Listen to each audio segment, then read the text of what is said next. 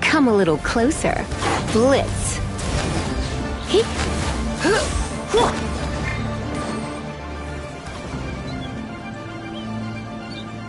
Right on time. I myself only arrived moments ago. Did you enjoy your visit to the Jade Chamber? It was so big and pretty and expensive. Paimon's never seen such a fancy schmancy place before. Indeed. It's second to none in all of Liyue. Then you met with Ningguang, I trust? What did you talk about with her?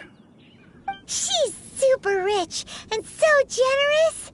Paimon thinks she's very friendly. Yeah, his take on Ningguang is quite different from Paimon's. He thinks that even the tactless Yuheng is more trustworthy than her.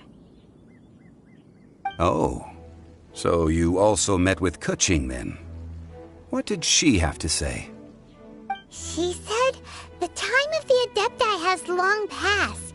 If even the Liyue Qixing don't want to face that truth, then what future is there for Liyue? No respect for the divine. Indeed, contrary to the ever-bold Keqing, Ningguang is more of a businesswoman at heart, though they are both members of the Qixing. Although she's friendly, there's no way of clearly discerning her true intentions. Yes, she has only relied on herself to rise to her current position. No ordinary person could ever achieve that. It's said that she's the one behind the constant expansion of the Jade Chamber. It's the second most important thing to her. Even if she ever gave up the position of Tianquan, she would never give up the Jade Chamber. The Jade Chamber is only second. What's the most important thing to her then? Why, Mora, of course. All Ningguang talked about was the Fatui this and the Fatui that. She said that after Rex Lapis was murdered, the Fatui have constantly been trying to sink their fingers into Liyue, and that they aren't to be trusted.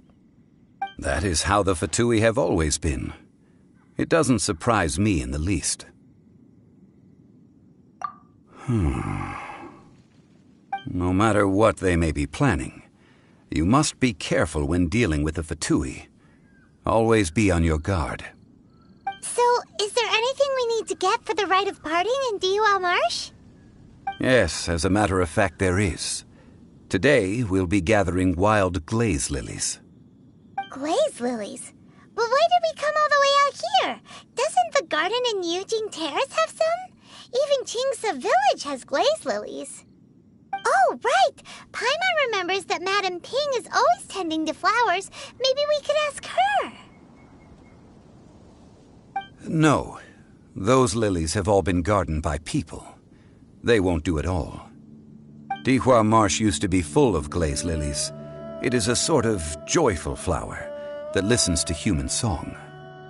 Before the Archon War, Dihua Marsh was all dry land and fertile soil. But the war caused landslides, and the land was flooded, turning it into the marsh you see now. Nearly all the glaze lilies were wiped out. Of course, there are some kinds of flowers that have been preserved and gardened by people in the city.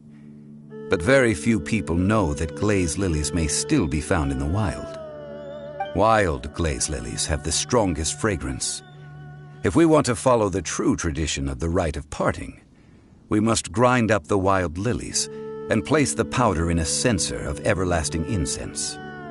But I'll need your assistance in gathering these flowers. That's correct. Your singing will surely bring out the strongest fragrance from the flowers. So how good is your singing? Really? Why doesn't Paimon believe you? We'll only know once he starts singing.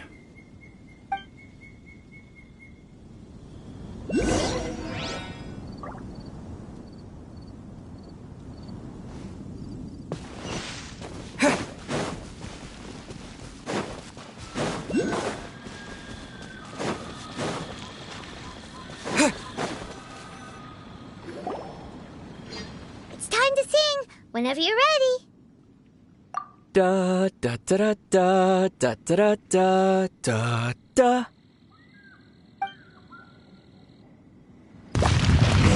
What happened? These flowers are jumping. They look really angry. Is this because you sang a song for Mondstadt that they don't understand here in Liyue? Someone...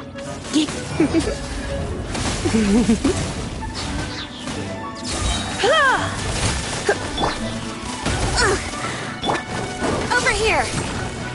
Be amazed!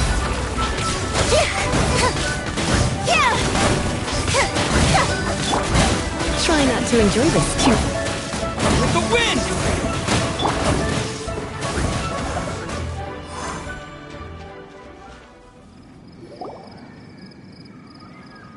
Those weren't glaze lilies. Glaze lilies wouldn't hit people. This little monster is known as a whopper flower. Strange. These petals look interesting. The glaze lilies used as a disguise were buried with the whopper flower for too long. The result seems to have surprisingly potent medicinal value. Let's collect what we can of these petals. Well, that's nice and all, but will those petals be useful for the rite of parting? Unfortunately, no. That's so lame. Excuse me. Are you searching for glaze lilies? Oh, hey! It's... What's-her-face? Paimon can't remember... Hello, traveler. I'm surprised you still remember my name. Ah! That reminds me. How was your visit to the Jade Chamber? Well, it sure would have been better if you told us how to get up there. Didn't I tell you the way? Surely I did. Nope. We found the way on our own. Oh, I see. Uh-oh. I guess I really did forget to tell them. Something seems a little off about Ganyu. She's acting different from the first time we met. Where's her serious attitude now? Ah, well, I met you at that time as an emissary of the Tianquan. But now, I am simply out on a stroll to see the flowers. You came all the way out here to see the flowers? Why not just enjoy the gardens of the city? Yujing Terrace is where Rex Lapis parted from this world. If I strolled through those lonely gardens now, I wouldn't be able to bear it. Whenever my duties take me near Yujing Terrace these days, I draw the windows to block my view of the gardens. Oh, sorry. We shouldn't have brought it up. No, it's quite all right. I just haven't processed my emotions yet.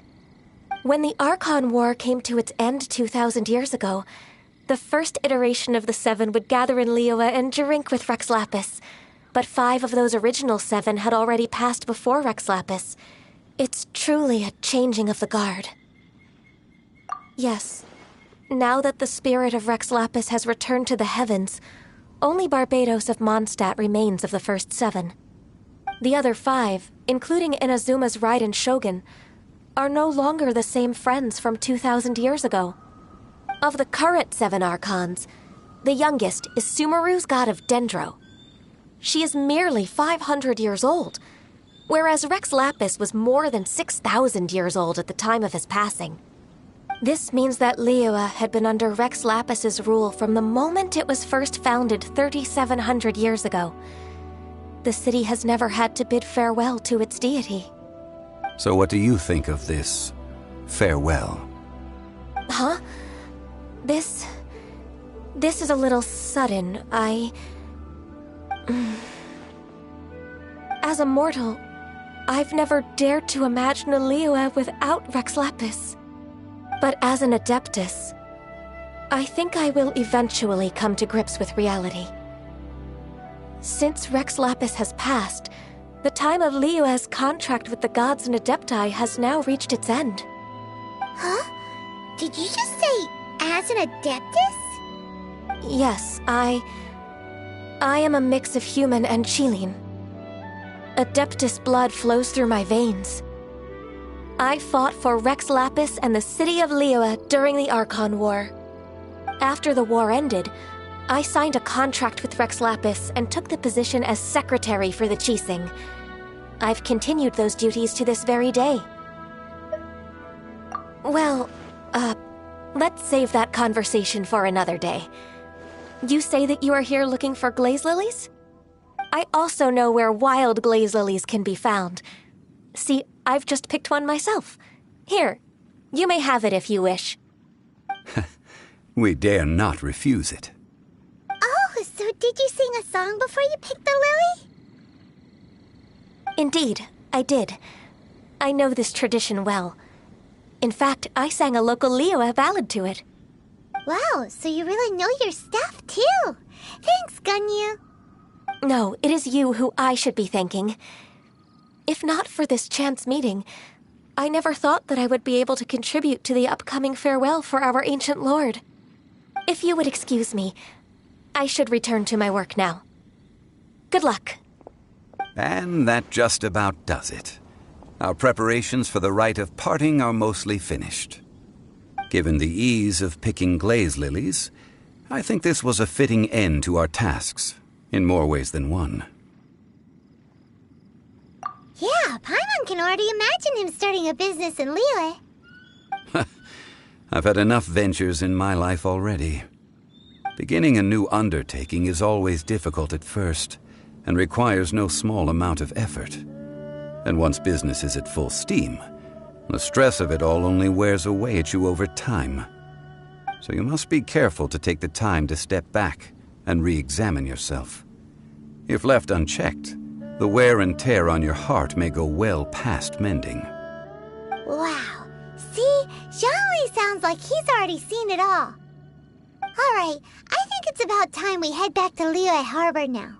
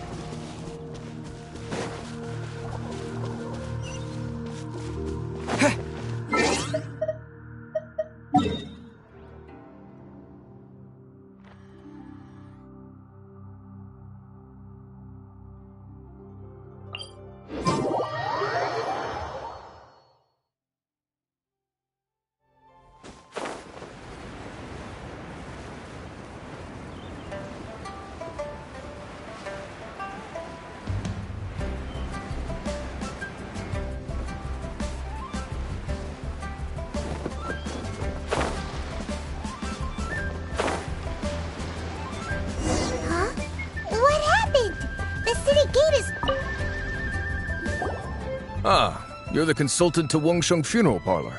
Mr. Zhongli, I presume. The Millilith are watching our every move now. These are desperate times. We mustn't act rashly. Desperate times? The Adepti of Joyun Karst are finally on the move. Do they intend to exercise force? Most likely. I've heard that some members of the Qixing have already gone to meet them. Well, I say meet, but it's more like they're attempting to stall the Adepti outside the city. However, both sides were quite obstinate and hit an impasse.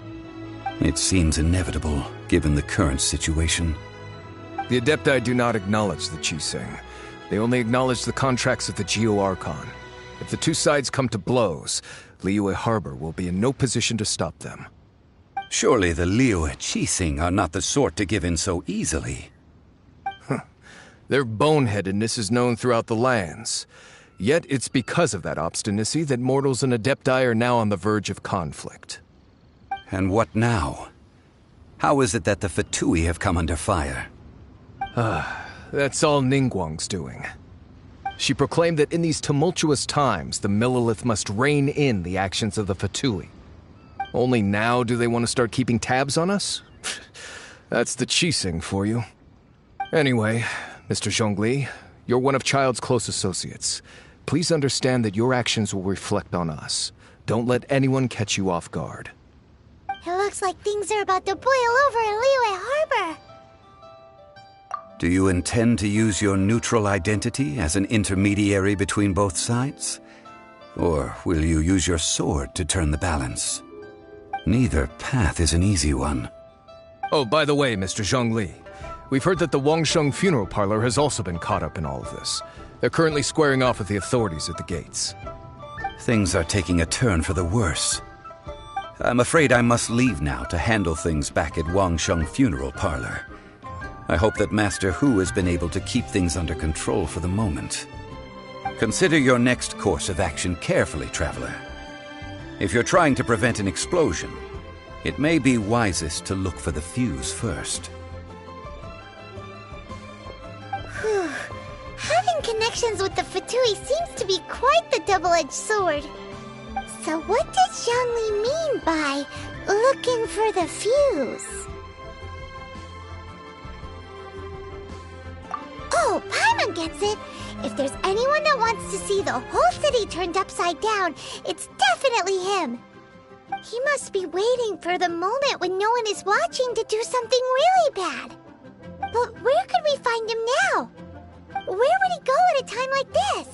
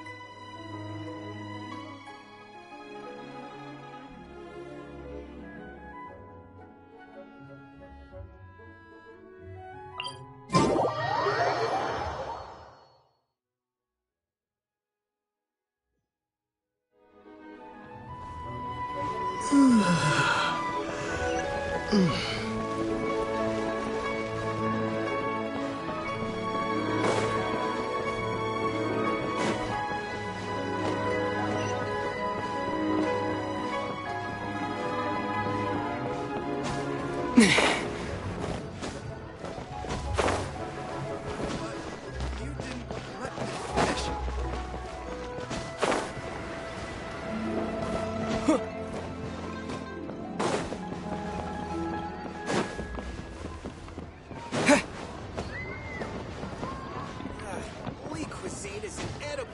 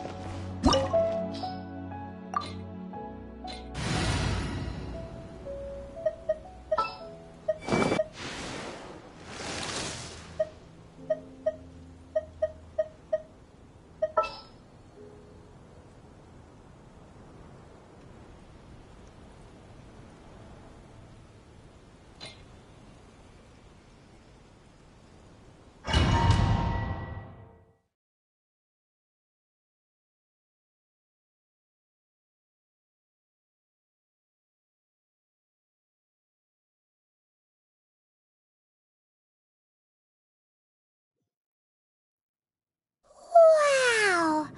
This is the Golden House? It looked impressive enough from the outside, but who would have guessed that it was even fancier on the inside? And so full of Mora. This is where all of Teyvat's Mora is minted, right?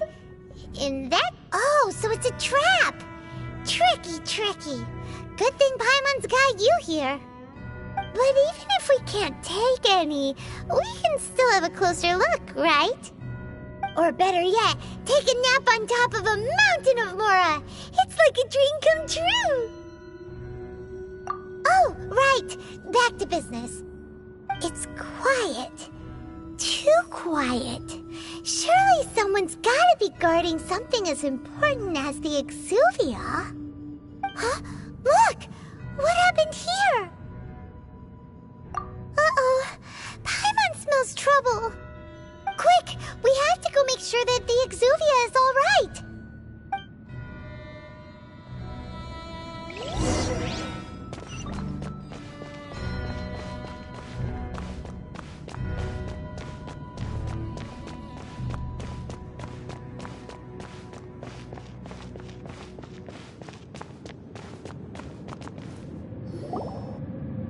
You've already fulfilled your task as guides, so why do you still linger here? Haven't you already seen enough trouble for today? Huh? Who's there? If you were Fatui, I imagine that you would be entitled to a generous reward from the Tsaritsa herself. But now, you're nothing but dross, and you're in my way. Although I'm deeply grateful to you that I was able to effortlessly find this secret location, don't you think that trying to stop me now would just be wasted effort? Stopping the Mora Mints, hiding away the Exuvia. The Chising are really pulling out all the stops this time. So you've been planning to take the Gnosis from inside the Exuvia all along? As one of the 11 Fatui Harbingers, it's my duty to see the will of the Tsaritsa fulfilled. She will get that which she desires. I'm not asking for your blessing, and there's nothing you can do to stop me anyway. The time for discussion and diplomacy has already passed. I mean, if it were up to me, I would have skipped that stage to begin with. But I'm willing to do as the Tsaritsa deems fit. Either way, we now come to my favorite part. A simple pleasure, and one that I am oh so delighted to be sharing with you. The battle. Battle? So you're the type that goes looking for trouble, huh? You could say that. When Signora offended the deities outside the cathedral in Mondstadt, she swiftly left the scene once her mission was accomplished. Instead of confronting you directly, she chose to rely on the snow and ice to make her escape. She wouldn't want the knights to come running towards the sound of battle now, would she? When she faces a worthy opponent, she will prioritize her mission, weigh the outcomes, and consider the consequences of her actions. But as for me, the greatest pleasure of being a Harbinger lies in crossing blades with strong opponents. We won't let what happened in Mondstadt ever happen again! Oh, so you intend to fight me? Good. I won't kill you, Traveler.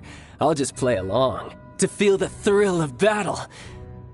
Besides, you could never defeat me, not even in your wildest dreams. But hey, try to relish the fight anyway, because if you ask me, without that, what else is there?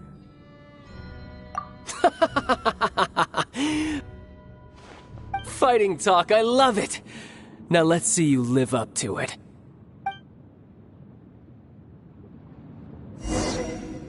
This chance is hard to come by, so show me all you've got.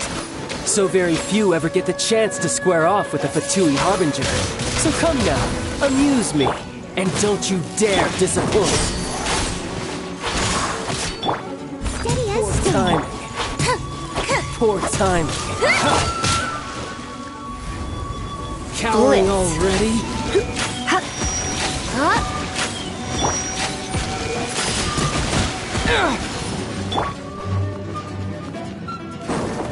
Stefana! Someone needs assistance. Huh? I must leave, no?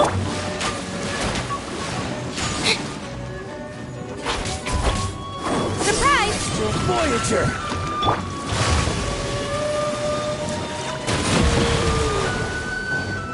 Try this. Come a little closer.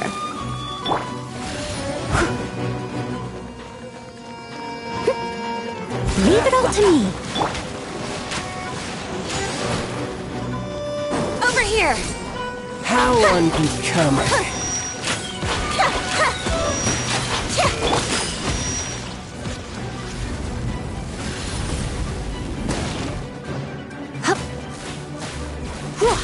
Run all you like.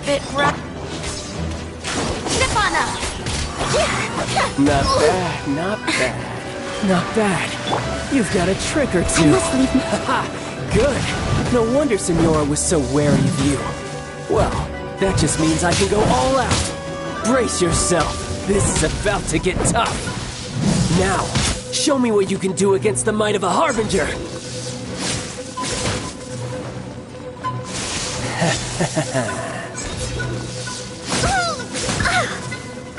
Leave it all to me.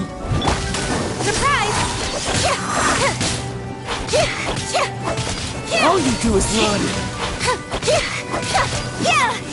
This.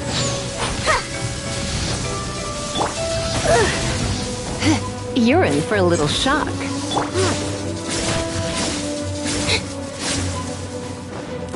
No use hiding back there. Steady as stone. All you do is run.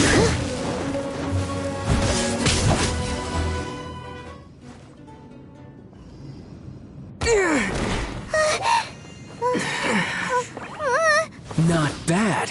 Your swordsmanship is quite impressive. But that's about as far as you'll get.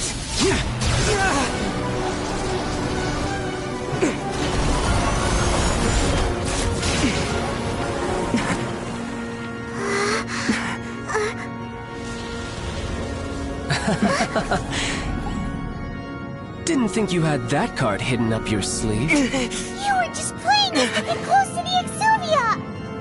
Oh, quiet down. Stop acting like some wide-eyed recruit. You've seen this world. You of all people should know. This should have been expected! Well then, I'll be taking Morax's Gnosis now!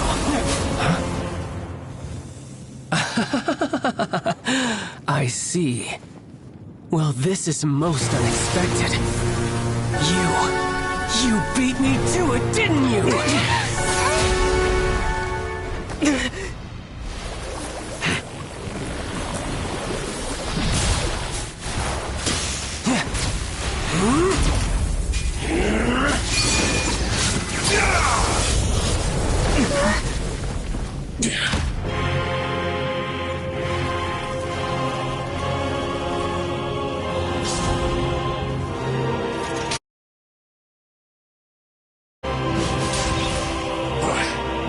This is going to cost you!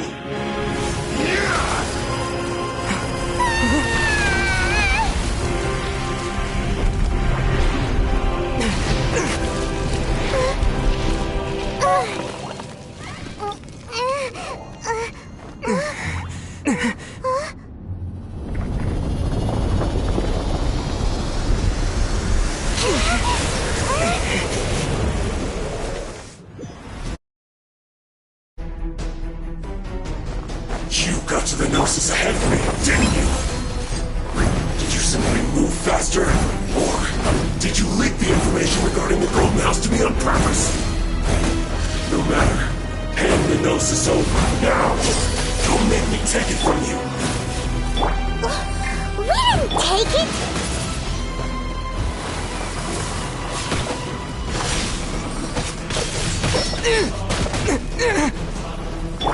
Leave it all to me. Step on up!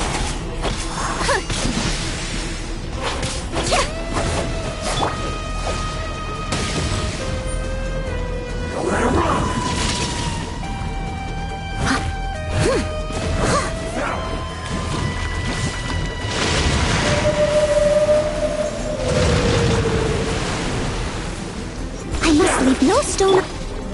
Over here! Die here.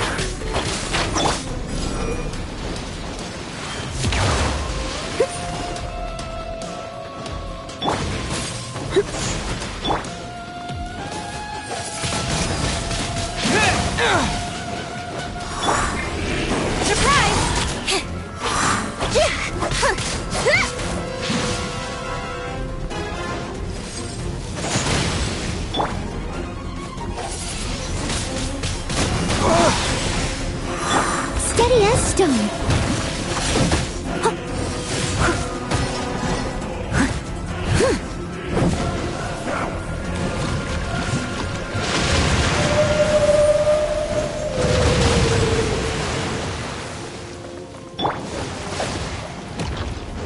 Step on up! Cue the spotlight!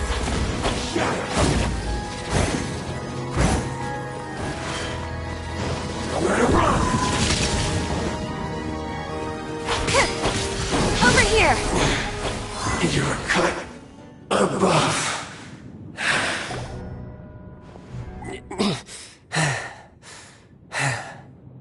Look! Child's back to normal again! Well then, time to cool off. It seems the burden of the foul legacy transformation was too great for my body. I lacked the opportunity to think this through. And now that I consider the matter more carefully, you never had any chance of beating me to the Gnosis. You had no connection to the Gnosis, no matter where it had been taken. That's what we've been trying to tell you! We didn't take it! Your show of ability today far surpasses that of Signora's initial assessment of you in Mondstadt. Tell me, how could that be? You already know the answer, don't you? I can see it in your eyes. But if that is a secret you wish to keep, I guess I'll just have to curb my curiosity. This battle has already left me satisfied.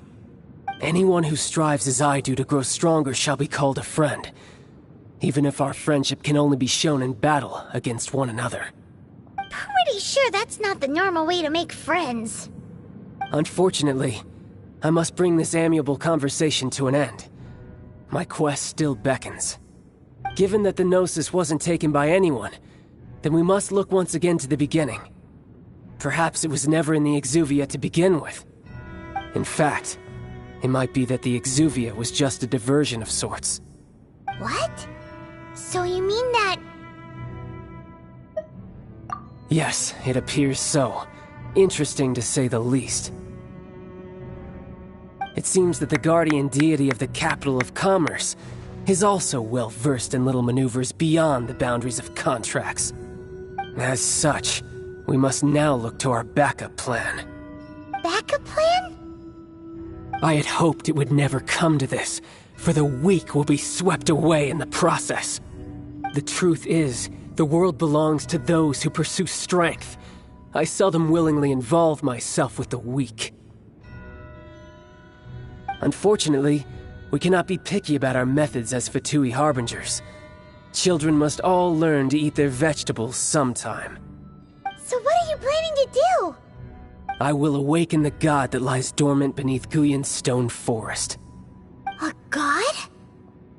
Osile, overlord of the Vortex, who was defeated by Morax, the Geo-Archon in the Archon War, and who has remained pinned beneath the waves by the Geo-Archon's stone spears ever since.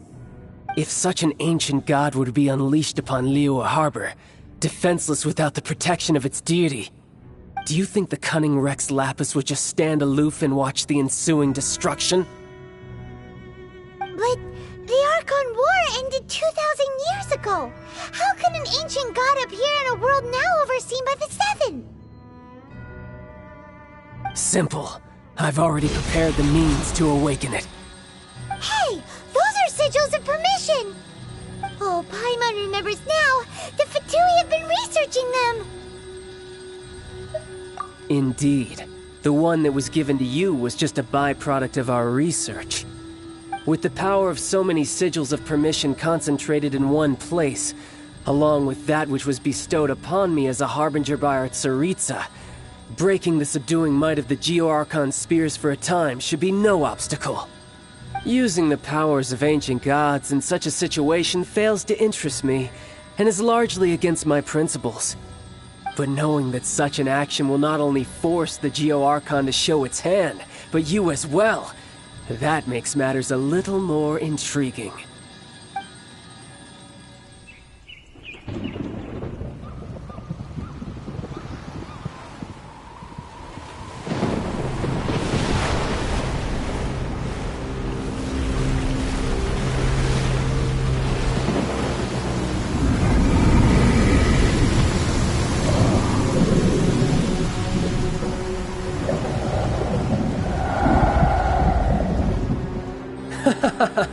Let's see. Will the nation that has lost its deity be swallowed up by an ancient malice once more? If you wish to drown together with the people of Liyue, you're free to stay and enjoy the show. Huh? He's already gone. That guy is fast. What's going on?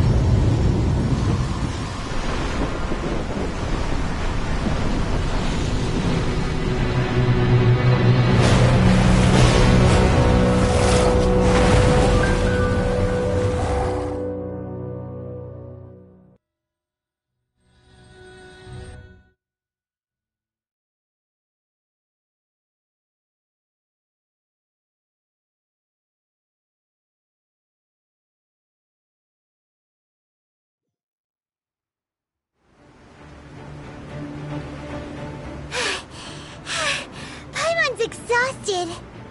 If we hadn't happened to see the Jade Chamber flying over just as we came out of the Golden House, we really wouldn't have known which way to go. Did we make it in time? Is the Overlord of the Vortex still in the sea? It hasn't destroyed Liyue yet, has it? What are you doing here? Huh? Hold on. It's the Adepti! What are you doing on the Jade Chamber? Paimon thought you were arguing with the Qixing. Is the fighting over? Faced with a calamity of such magnitude, we have agreed to put our differences aside for now and unite against this common enemy. Oh, Paimon gets it. So how do you plan to defend Lilith? Just seeing this Overlord of the Vortex guy puts a pit in Paimon's tummy, even from all the way out here. It's not just you. We've got new Millilith recruits who can't even stand at attention without shaking. The force of an ancient god's presence seems to be too much for ordinary people to handle. Which is why we must stop that monster before it gets any closer to Liyue Harbor. So the Archon War was fought 2,000 years ago against enemies like that thing? Now that's scary. So will the power of the Qixing, Millilith, and Adepti gathered here be enough to stop that god? We've already discussed this together, and our conclusion is... not necessarily. What? But all of you are supposed to be the guardians of Lilith. Can't you think of something? One certainly could. Huh? The Qixing did once research the matter of the Guizhong Ballista when it piqued their fancy. And as fate would have it, one who did craft the Guizhong Ballista with one's own hands is here. For what could you mortals ever learn of Adepti mechanisms? Yet, it would take one, but a little tinkering to turn this ballista into an engine of war beyond your wildest thoughts. I suppose this is one blessing from the Adepti that we should be thankful for. So be it. We shall use the upgraded Guizhong Ballista to fight off that god. All the Adepti here can lend their strength to man it. We haven't a moment to spare. Our battle begins now. Yep.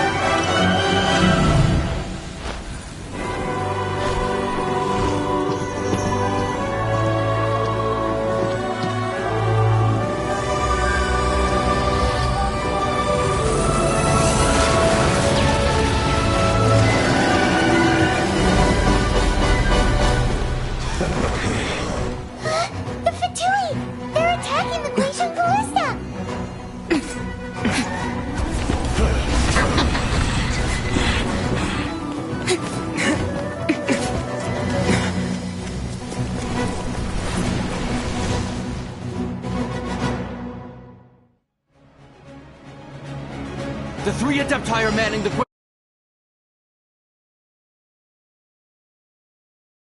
Lilith! Let's go help too! We Adepti have not faced a god in several millennia. Let one see what you're made of then. What strength remains within you? What wishes to witness? My work. Run! Looks like I went too far.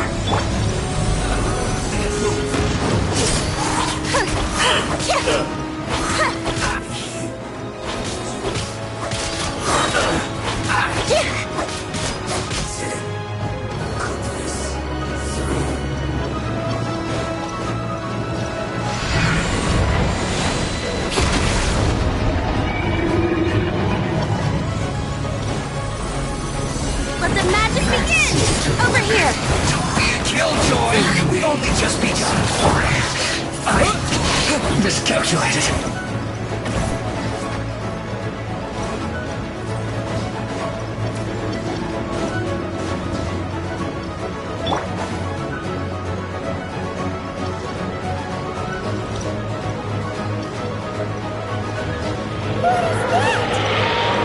That is So Sile's divine power. I am very familiar with it. Be careful not to get hit.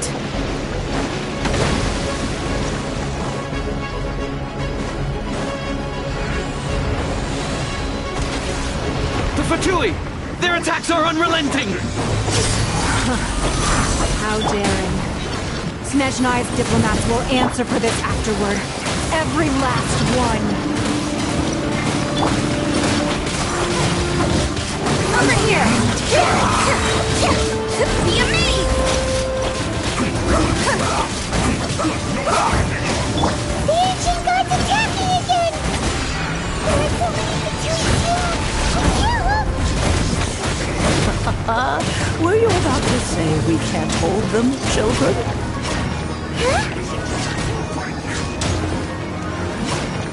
Don't lose heart. Here, take this. Look at Defil energy! That light from your body, it's like the time in Julian Karst! Wow! It's Madame Ping's shockwave! This green is really strong!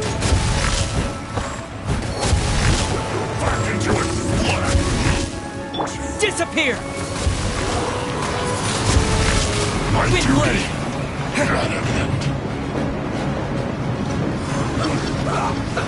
Let's move! Nirvana! Yes! Let the magic begin!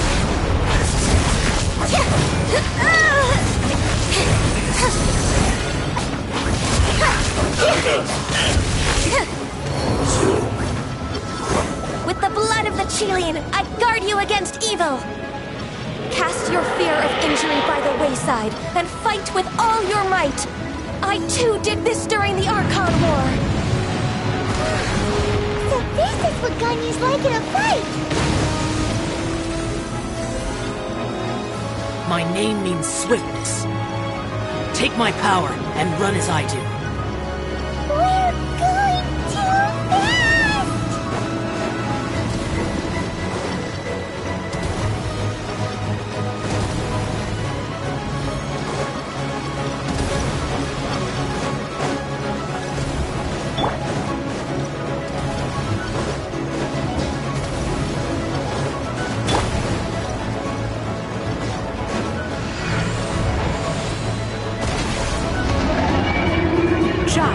You are strong in body and spirit.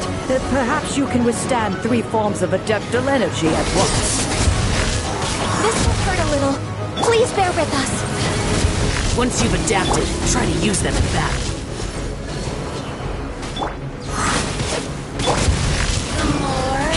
Come a little closer. Shine no longer. Cut platter! Nirvana! Be amazed! Disgusting.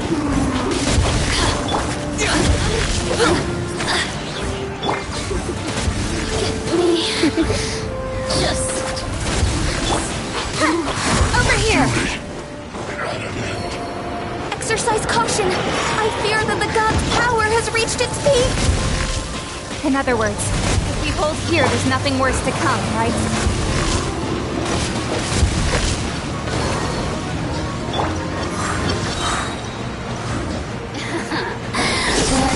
Use myself a little. Time to clean up. This isn't good. I'll catch up. Steady as stone. No exams for slacking!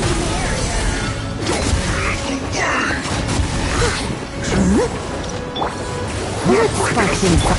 Disappear! Surprise!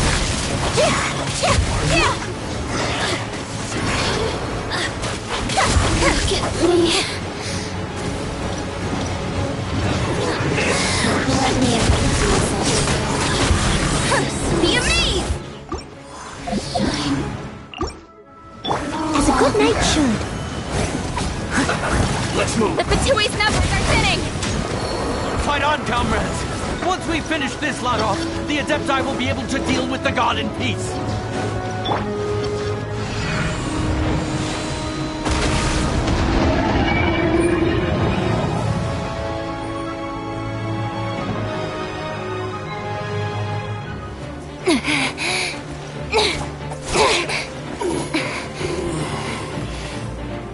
The interlopers are no more. Now we may commit ourselves fully.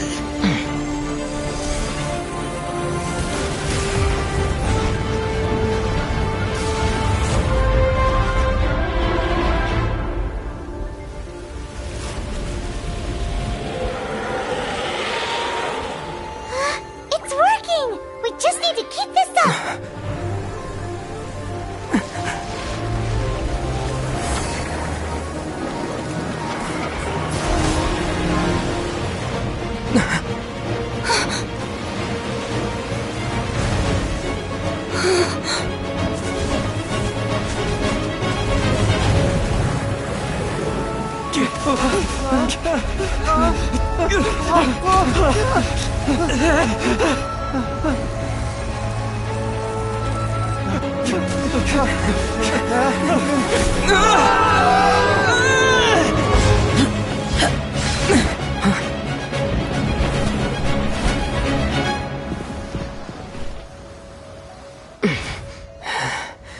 Be careful now. The Guizhong Ballista is destroyed. Without its covering fire, retaliation shall be difficult. But the Jade Chamber is our last line of defense. We can't give another inch, no matter what. I have another idea. What do you mean, Lady Ningguang? I'll sacrifice the Jade Chamber. What is the meaning of this? I understand. Traveler, lend me a hand. Farewell, old friend.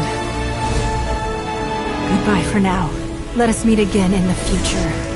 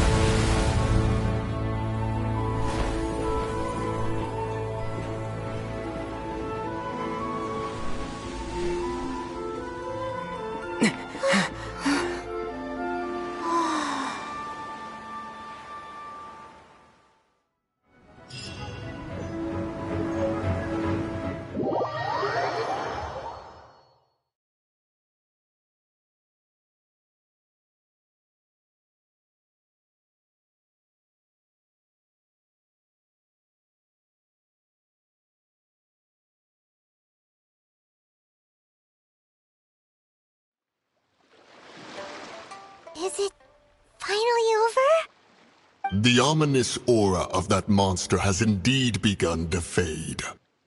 The effects of the Sigil of Permission last but a short time. It will be some time before the Overlord of the Vortex can make any waves again. We are indebted to you for your assistance.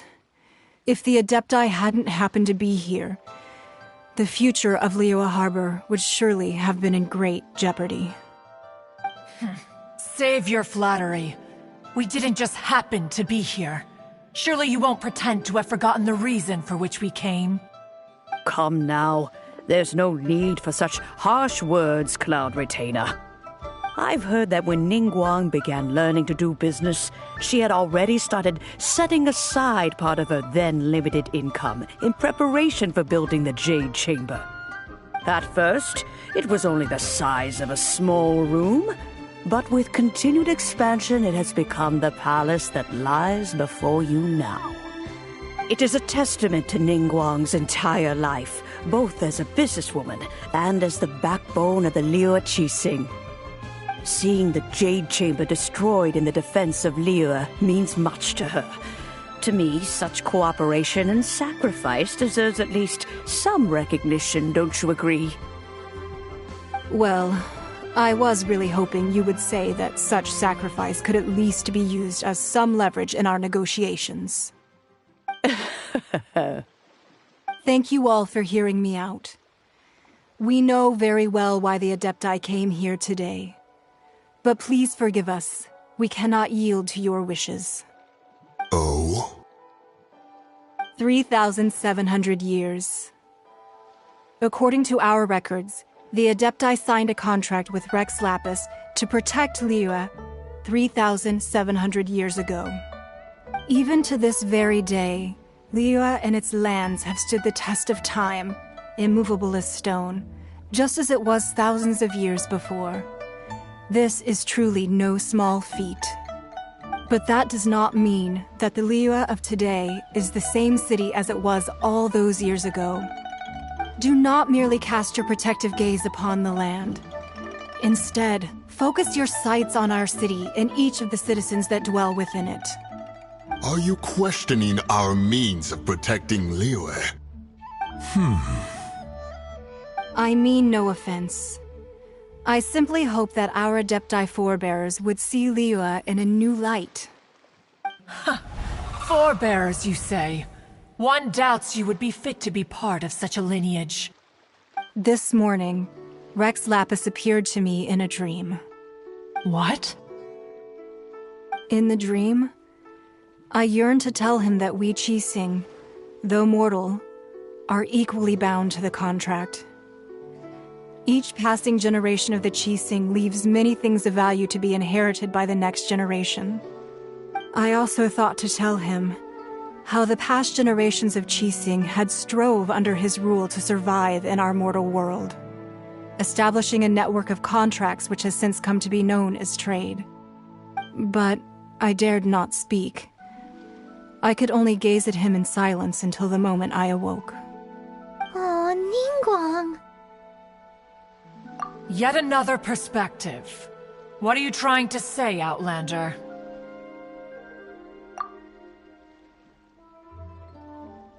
Right! That's something that happened in Mondstadt. It's a story about the Four Winds and the people of the Animal Archon.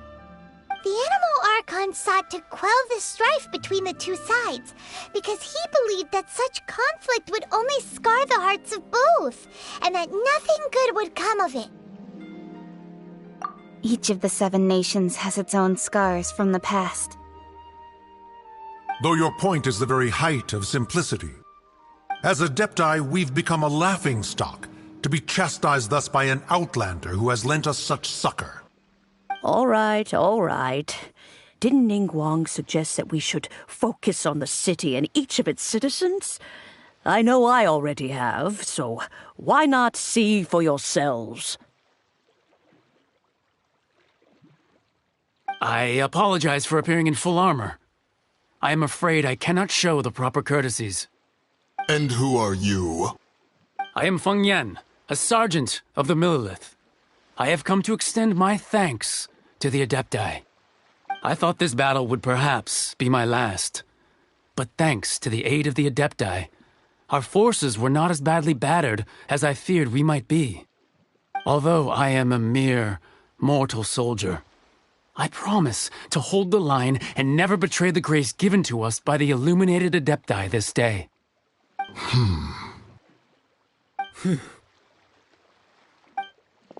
Huh? Why does everyone look so down? Didn't we just beat that big monster? Weren't you frightened, dear? It was quite the predicament. I wasn't afraid. All the strong Millelith guards were there, and those powerful heroes with their visions were there. Everyone was there.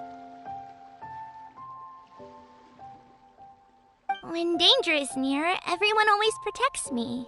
And the rest of the time, they make fun toys and tasty snacks and loads of things that make the harbor so pretty. Thanks for protecting Liyue Harbor. Please come visit us for the next lantern rite.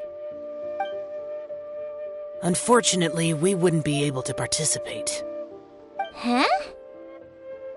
Because we are Adepti. Oh, okay. It must be hard being an Adeptus. Aww. You see, this is what Liyue is like today. The country of contracts is grateful to the Adepti for their protection. But it is no longer necessary for the city to rely on the Adepti's power to solve every little niggling matter. Although their blood is weak, there is still strength to be found in those we call mortals. The time of contracts between gods and Liyue has long since passed. Now is the time of contracts between Liyue and its people. Seeing the port around us now, it is hard not to feel a bit out of place. Wouldn't you say so, Cloud Retainer? Your line of inquiry is askew. One did not spearhead this expedition to Liyue Harbor. Seems like the Adepti have had a change of heart. Let us return now. Eager to leave, Conqueror of Demons. Yes, one understands what the Conqueror of Demons means. The city of Liyue has changed much after our long separation. One fears that by the time one finally grasps the new contracts of Liyue, you humans would have once again changed the place beyond recognition. Fair enough. Away we shall, and return whence we came. Since we Adepti have consensus, then one shall persist no further. But how will we ensure that the Liyue Qixing will not simply exploit their power once we depart? In my view, that is still a thing to be guarded against. All right, Mooncarver, you needn't worry. It seems to me that this right of supervision is best left to the people of Liyue.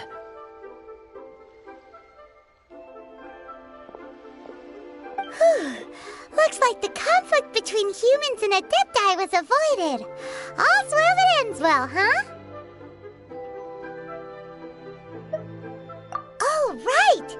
It's nice that we've got peace and all, but we're forgetting one thing. Child wanted to unleash the god so he could lure Rex Lapis out.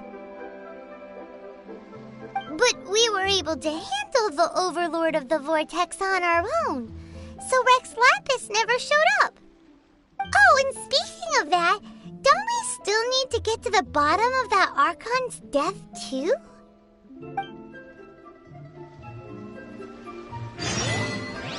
Paimon doesn't get it. But isn't the strongest lead we have the Adepti-less rite of parting that we're organizing? No idea where Zhongli's gone. Let's ask for him at Wangshem Funeral Parlor.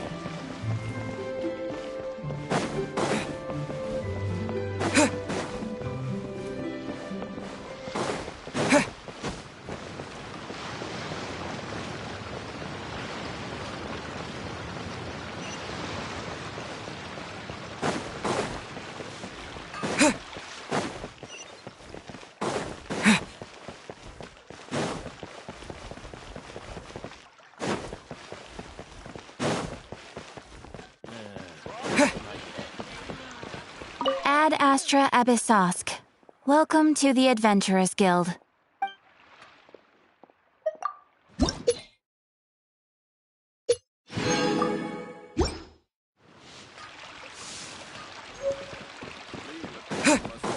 Should I save this money? Listen. Try your luck, baby, Jay.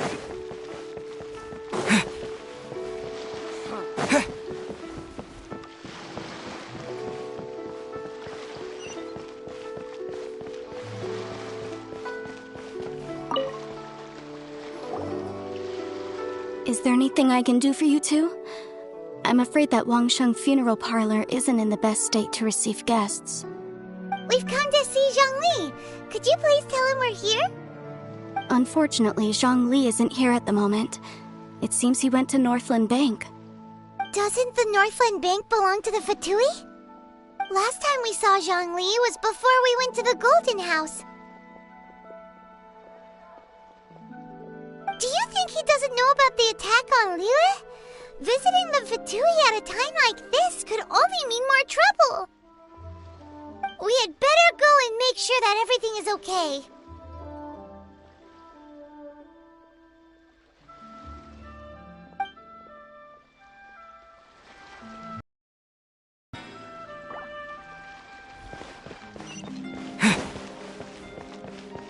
The key here is consumer psychology.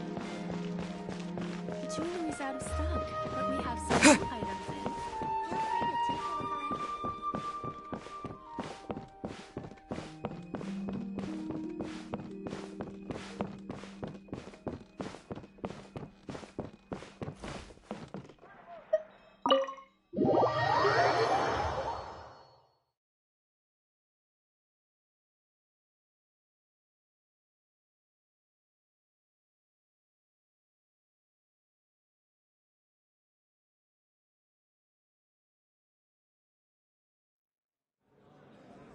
You call this cooperation between Harbingers? Cooperation involves communication, you know. Don't take it to heart, child. Besides, aren't you happy that you got to skip the formalities and bring chaos to the land? I'm sure you must have enjoyed that. Oh, it seems that some of your friends have arrived. Hey, it's Zhongli and Child. And you! It's you two. I believe we've met once before. In the city of Bards, was it? I'm glad you still remember my name. Ah, right. I imagine that it must have been rather hard to forget watching helplessly as something precious was snatched away from your friend. No, don't let her get to you! You've yet to gather the powers of all 7 elements, and our last battle at the Golden House was almost more than you could handle. So it might be best to keep things peaceful this time, seeing that 2 of the Harbingers are here. Well, if it isn't you two. This is our first time seeing each other since Liyue was nearly wiped off the map. This is certainly a bit awkward, wouldn't you say? Paimon knew that we should never have trusted a Fatui Harbinger. Oh, now don't say that. Sure, I may have misled you, but I never had anything against you personally. Besides, I thought we were getting along quite well together, didn't you? Except for that little tussle we had at the end. Nothing personal. We just have different views, that's all. Of course, you may very well hold this against me, but that's up to you. The real deceivers here are Senora and Zhongli. Curse them for leading me on.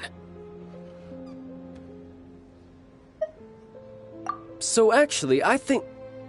Stop wasting time, child. There'll be plenty of time to chat once I'm through here. You remember the agreement, Morax. Now, if you would be so kind. The Gnosis, please.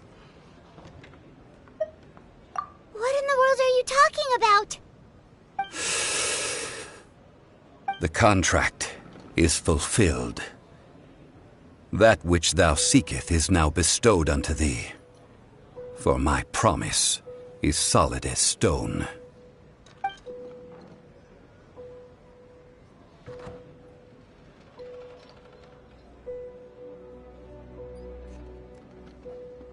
How sanctimonious.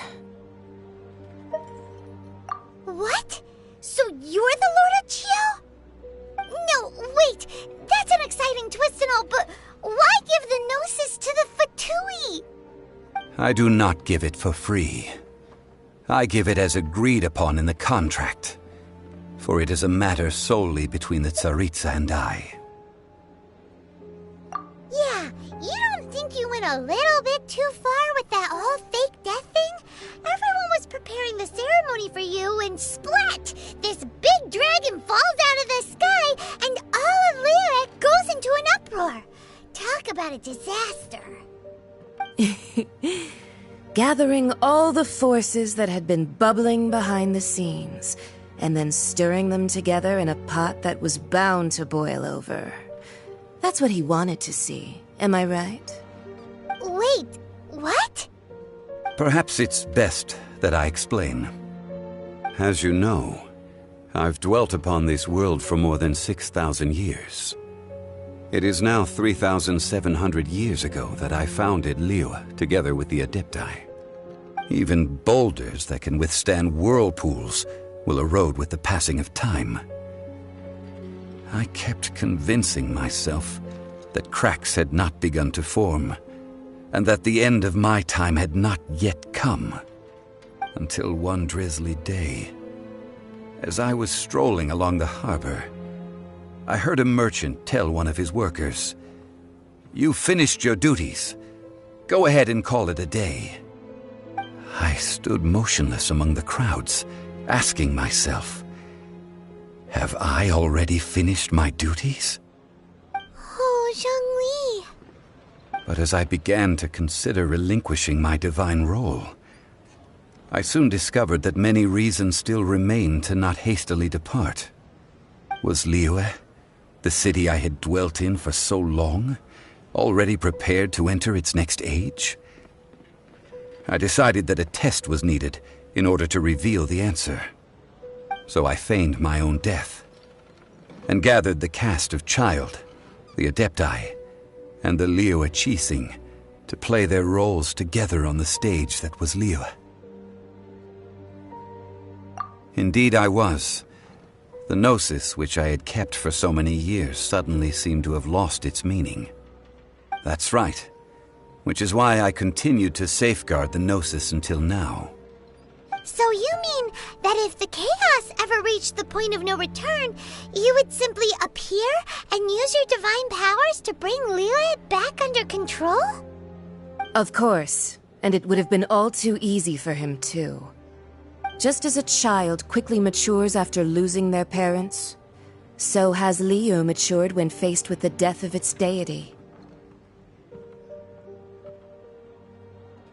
In the end, the resolution to all that has transpired was even more satisfactory than I could have hoped for. Take the Adepti, for instance. Owing to their years of seclusion, they were the least informed. Yet when faced with a crisis, they commendably showed the greatest amount of restraint possible.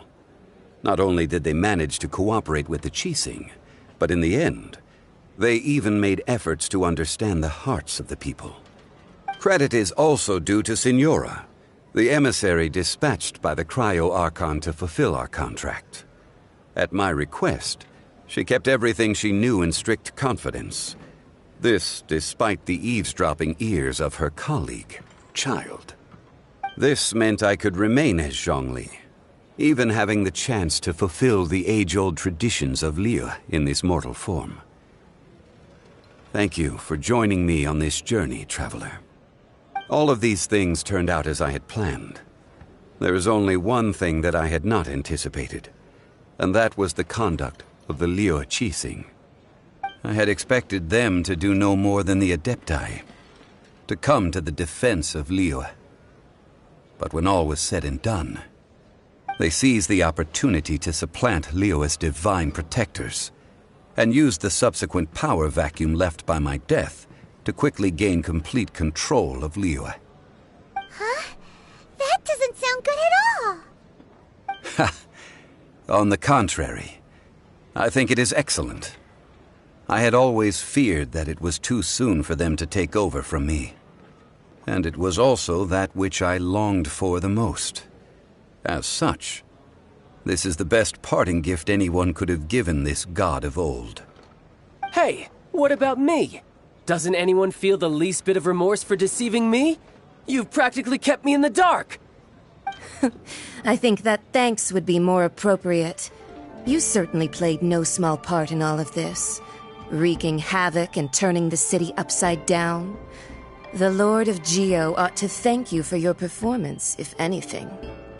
If you hadn't created the pressure of a battle between mortals, Adepti, and a god, the lump of coal resting in the hands of the Geo-Archon, Liyue, would never have been able to become a dazzling diamond of a city.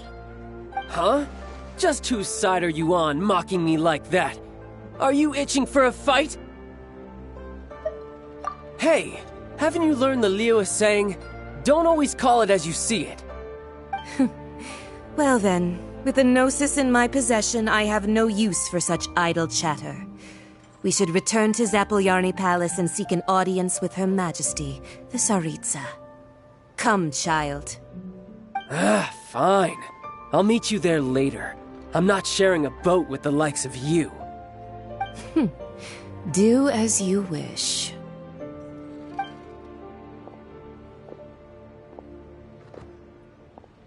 Now then, is there anything else you wish to ask me? Right! As Zhongli always told us, a good trade is a fair trade. Paimon has no idea what could be a good trade for a Gnosis. Realistically speaking, there is no such thing. Huh? However, I am the god of contracts. For thousands of years, I have made countless contracts. If the deal was of no benefit, then I certainly would not be inclined to agree to it. My agreement with the Cryo-Archon will be the last of my contracts as the Geo-Archon. My contract to end all contracts. As for the bargaining chip that the Tsaritsa used to balance the scales, uncover that answer for yourself in your future journeys.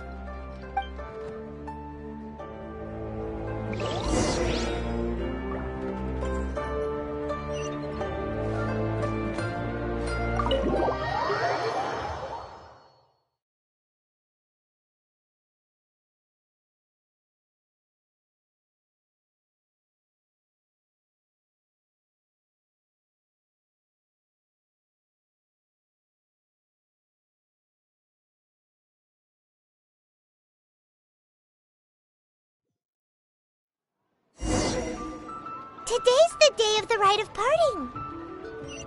Although the star of the show is fake, we spent so much time trying to organize it, it would be a real shame not to go there now.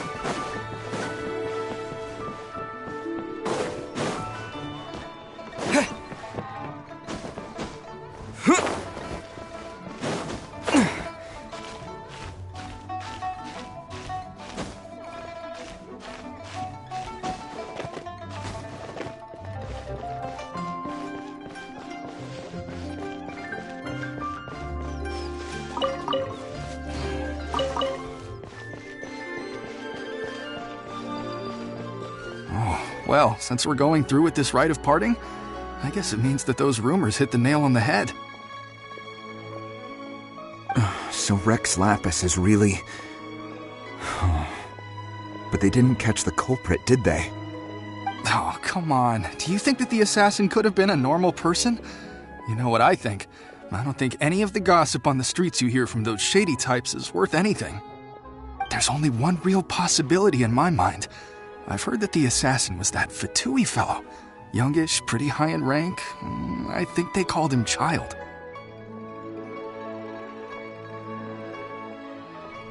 Fatui? They certainly are very suspicious. Who knows what those greedy, crooked folks... Shh! Lower your voice. If the Fatui catch you in their sights, Rex Lapis won't be around to protect you this time.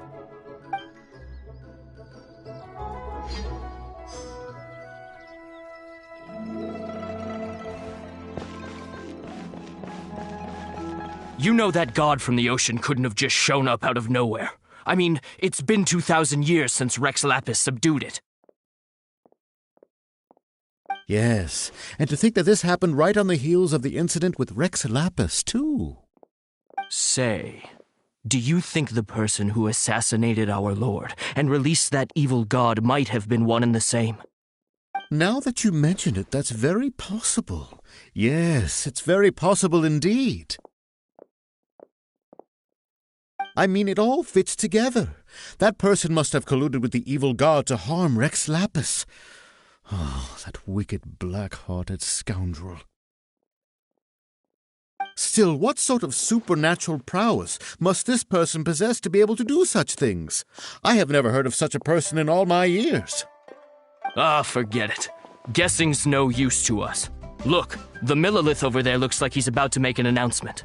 Let's hear what the Ministry of Civil Affairs has to say first.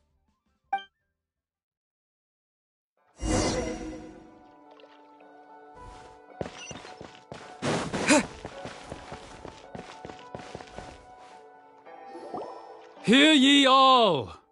The Qixing's words. Though a dragon soars ageless as the mountains, it too must return to dust.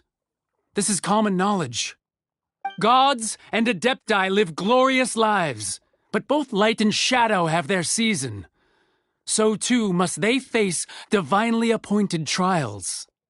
Rumors and hearsay abound on the streets that Rex Lapis was murdered. Now, let the truth be revealed. Having been thwarted in his trial, Rex Lapis's soul has recouped the celestial heights. He beseeches the people of Liyue to grieve not and to let not their hearts be saddened. Nor are they to believe street-born rumors or indulge in baseless speculation.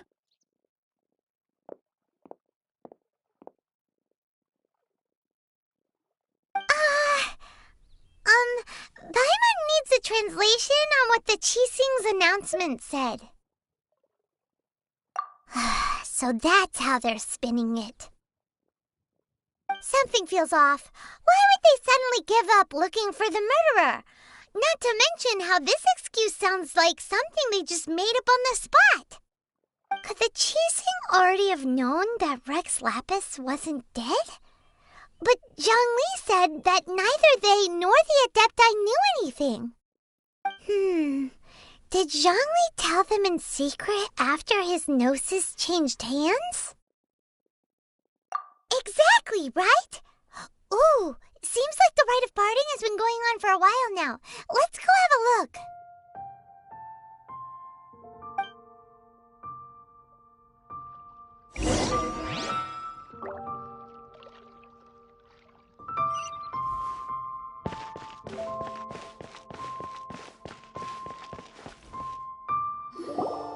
Look, it's Ningguang and Keqing.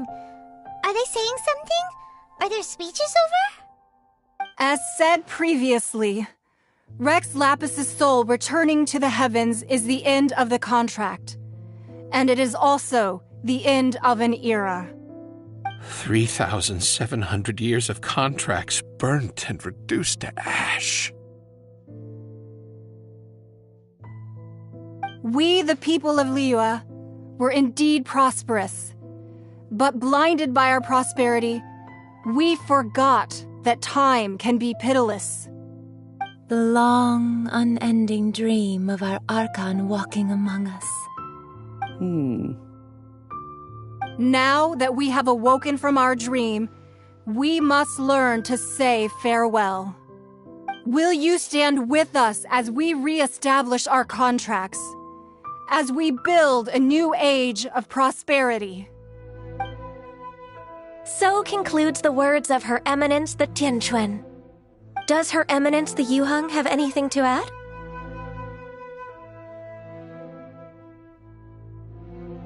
Huh? Is she looking this way? Traveler. Yikes! She really is looking our way! Is that the traveler who they say defeated the ancient god? So young. The Liyue Qixing always repay their debts. And as you have heard, our eyes see far and our reach is long.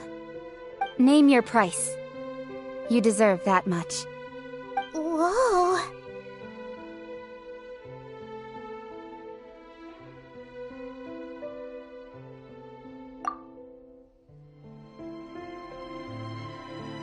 Well, could you help me put up some missing person posters?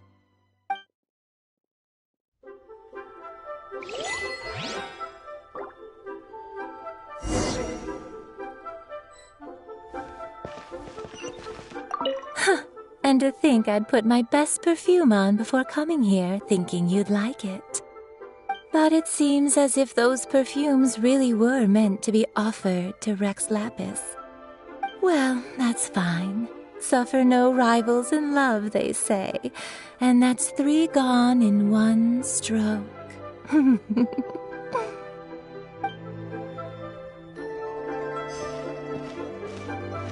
As for the mortals and Adepti of Liyue, what shape shall our relationship take from now on?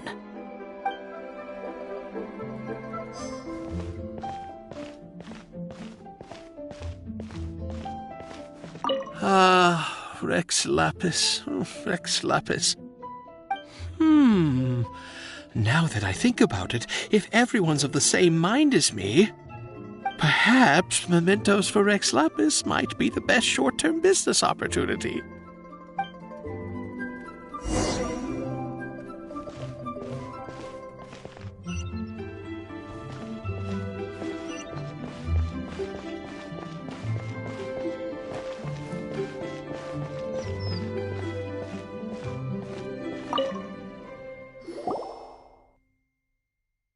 Hey, Zhongli! Look at this! Everyone in Liyue is caught up in their emotions, thinking that they'll never see Rex Lapis again. And here you are looking all relaxed. Why would I not feel more at ease? after laying down the burden I have borne for 3,700 years. Right, if the two of you can spare the time, I should treat you to a meal at the Shinya kiosk. Ha! That sounds like big talk, Zhongli.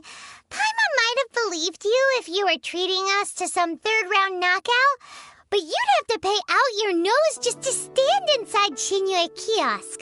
Are you sure you can afford it? You're right. I do lack the Mora. But why would Morax lack Mora? As the Rex Lapis Morax, I can easily create Mora. But since I have chosen to walk this earth as the mortal Zhongli, I should abide by the same rules that mortals do. When I was journeying with you, though I still had the Gnosis in hand, I knew that I must soon retire from my role as an Archon, so I had to rehearse a little for my new life. Oh, no wonder! Paimon gets it now. You didn't look at the price tags when we were spending because you've never had to. But since you weren't used to not being able to just make more Mora as and when you wanted to, you had to try becoming a parasite to society who lives off of other people's credit. Well, we were only spending Fatui money. You don't have to say it like that. In the City of Commerce, we do not merely exchange money or goods. We also exchange knowledge, memories, and foresight, as well as positions, roles, and lives. The Archon Morax could never experience life as the true mortal Zhongli could, no matter how many times he descended to be with his people. I must thank you for that. I will treasure the memories that I made as Zhongli, traveling the streets of Liyue with you. That is true. But there is no journey that does not end.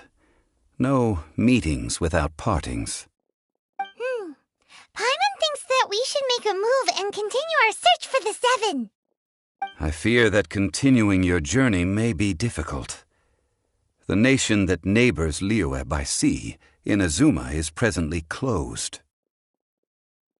Yes, the nation has been closed by order of its deity, the Electro-Archon Ball. And just as the people of Liyue preferred to call me Rex Lapis, she too goes by another name among locals in Inazuma. Paimon thinks we've heard that one before. Raiden? That is the case. And since Raiden is also the shogun of Inazuma, people call her the Raiden Shogun.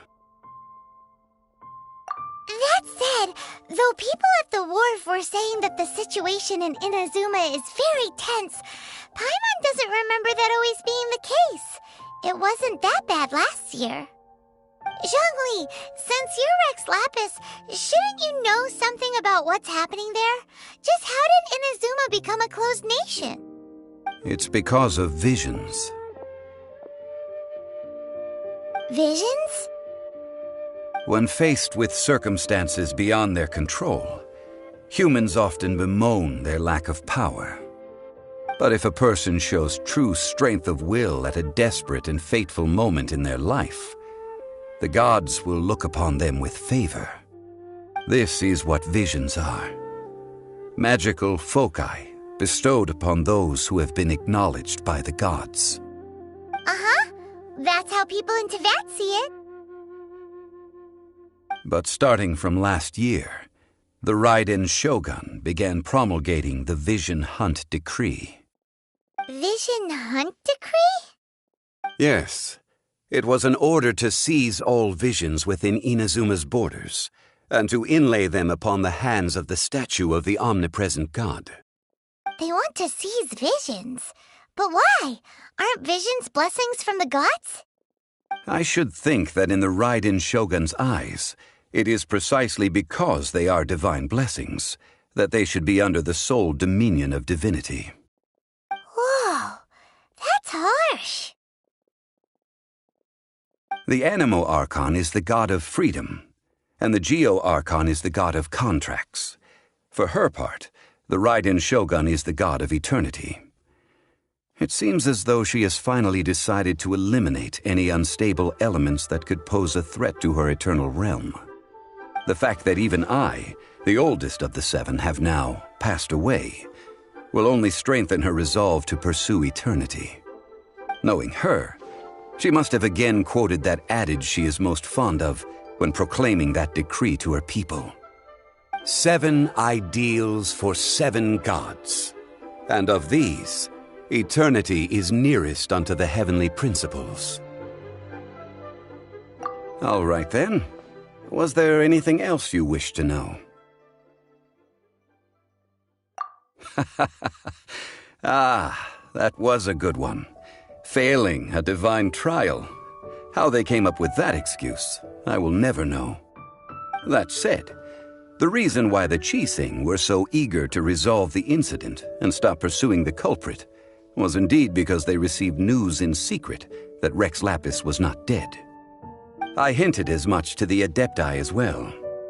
How did I accomplish that, you ask? Have you ever heard of this particularly convenient Adepti art known as gifting dreams and visions? All right then. Was there anything else you wished to know? Yeah, about that. Before the Qixing made their announcement, we listened to a lot of people talking on the way. Most of them put the blame for everything on Child. These are indeed false accusations. But it remains undeniably true that Child did send people to the Jade Chamber to prevent the Adepti and the Qixing from defeating the ancient god. I've heard that Ningguang is busy milking that for all it's worth on the foreign relations front at the moment, browbeating the envoys of the Fatui. Ha! Those poor Snezhnayan diplomats. If it were not for Child's exalted position as a harbinger, I'm certain that they would have shifted all the blame to him and called for his dismissal by now. All right then. Was there anything else you wished to know? The time of the Adepti has long passed. If even the Liyue Qixing don't want to face that truth, then what future is there for Liyue? Kuching is absolutely right in... Now, though I did laud Ningguang's desire for power, believing this to be a good thing, and thought as a matter of course that she must have been behind the Qixing's plan to take governing power over Liyue from the hands of the gods and Adepti, could the original person who brought up the idea of seizing power have been... All right then. Was there anything else you wished to know? That's right. Zhongli, now that you don't have your gnosis, what's going to happen to all the Mora in Teyvat? Since Morax is dead, are they all just gonna disappear? Also, isn't the Golden House the only mint in the entire continent? Will it even continue to work? The Mora present now will not vanish. But the Golden House will indeed have to cease operations for a lengthy period of time, since creating Mora requires the use of the Geo-Archon's power. This is terrible! We're all about to run out of Mora! The world is coming to an end! Yes, this is indeed a major issue from a financial standpoint. Well, I suppose we'll just leave such troublesome matters to the Liyue Qixing to debate. Then, did you at least set some private funds aside for yourself? Oh, a private fund. This does seem like a good, logical, common-sense idea. It's a shame. What's a shame?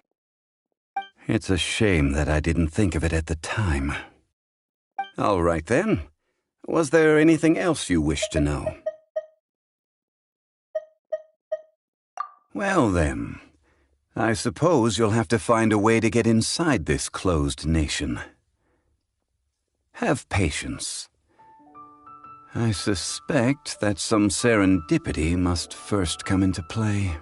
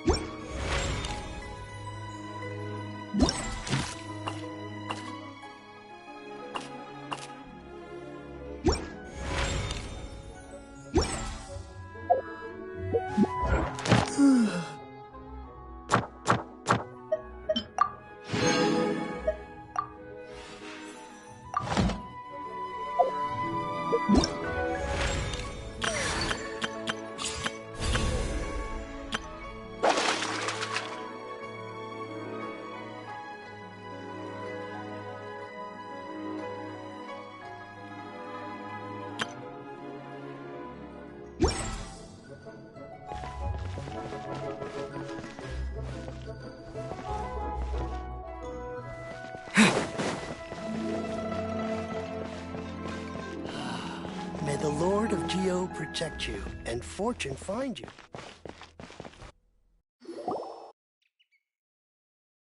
I have gathered everyone here today to make an important announcement. Perhaps some of you will have heard the news already. I am, in fact, planning to rebuild the Jade Chamber. Rebuild the Jade Chamber? That's a huge project! So the rumors are true. No wonder the price of building materials has gone up so much lately. The Jade Chamber means a lot to Lady Ningguang. Getting involved in this would be a huge opportunity.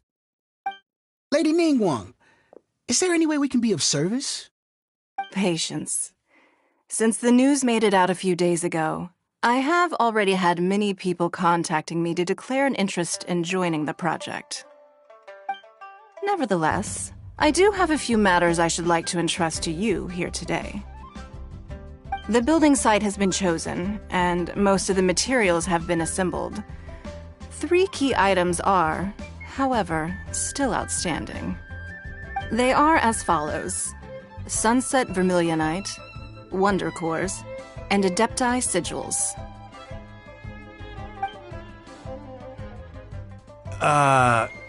Excuse my ignorance, Lady Ningguang.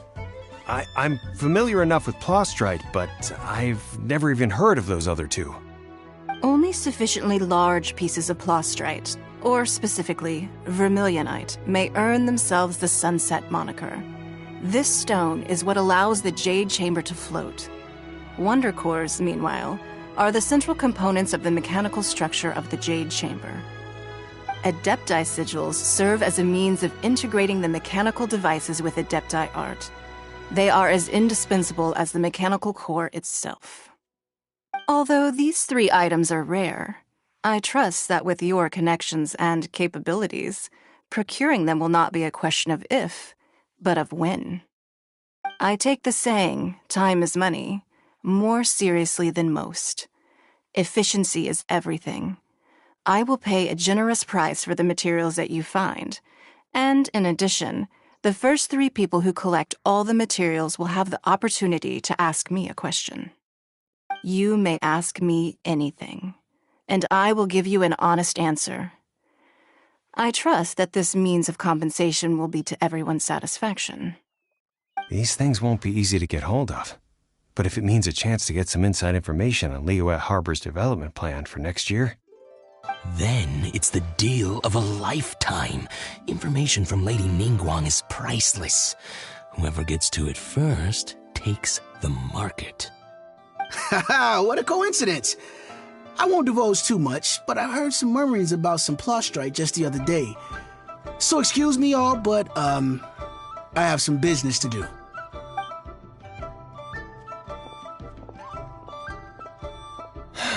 No. We better move quickly, or this opportunity will be snatched away from us. Ningguang's rebuilding the Jade Chamber? This is a huge deal! Let's get involved!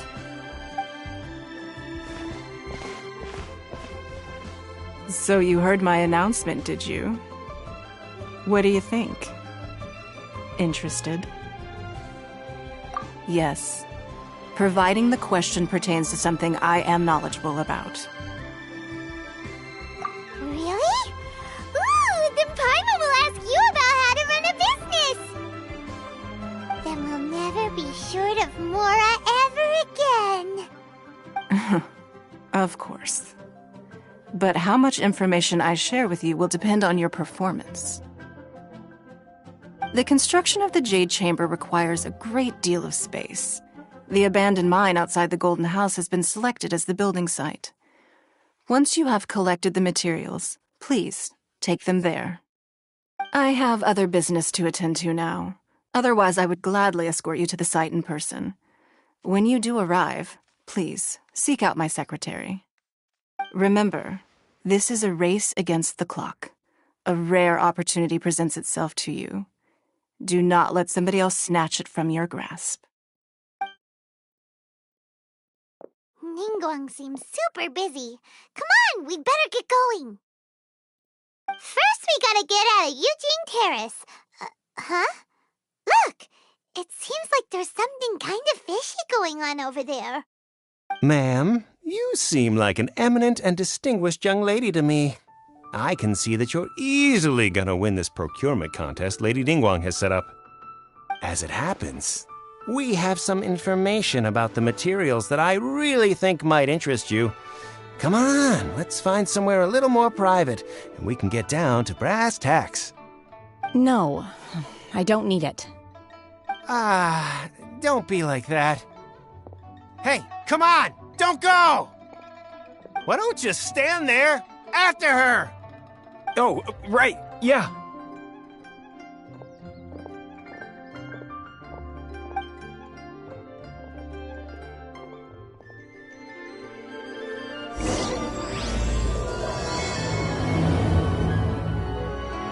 Did you hear that?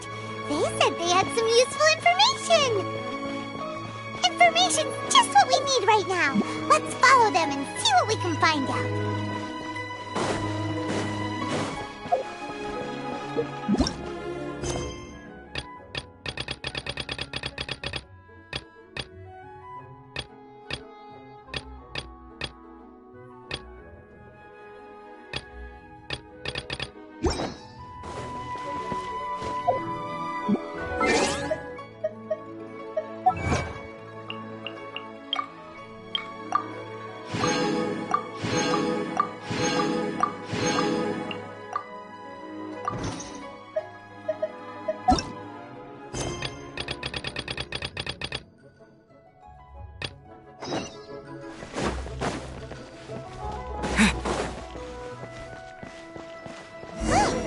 They're not here.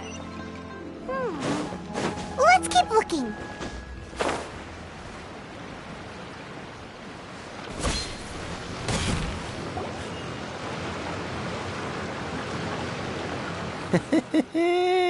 Well, will you look at that, ma'am? Nowhere left to run. Don't worry, we're not bad guys. You give us some Mora, we give you a little info. Everybody's a winner. Boss, I got a bad feeling about this. Look at her, the white hair, the energy she gives off. I'm telling you, there's something different about her. So what? She's loaded. How are we ever going to repay those gambling debts if we just let money walk away from us, huh? I've already told you, I don't need your information.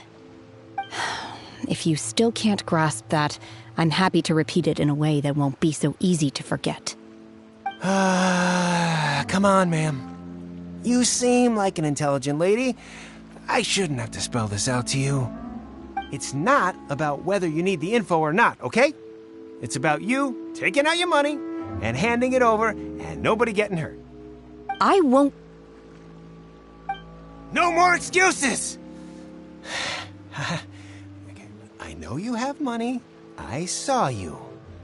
Yeah, I saw you. Strolling into Leo Lee Pavilion, ordering a table full of food, and only taking a few bites. Then Shinyue Kiosk, then Wanmin Restaurant. Same story each time.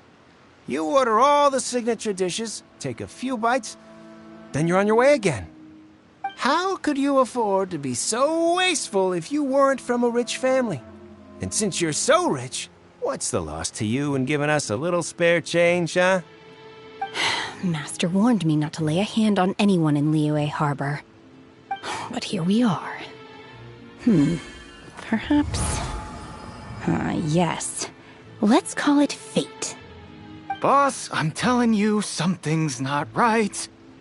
What are you afraid of? We're just selling information. It's not illegal. If she lays a finger on us, all the better. We'll sue her for everything she's worth.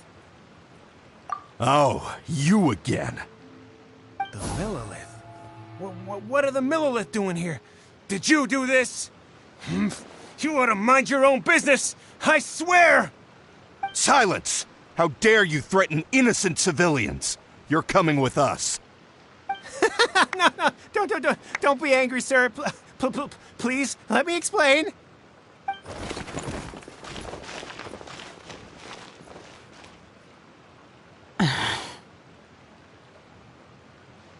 Shenhe. Shenhe? My name. Oh, so your name's Shenhe. Paimon's name is... well, Paimon. And this is Paimon's travel buddy. Oh, I've heard about you two before. Thank you for helping to defuse the situation. I could have dealt with it myself, though.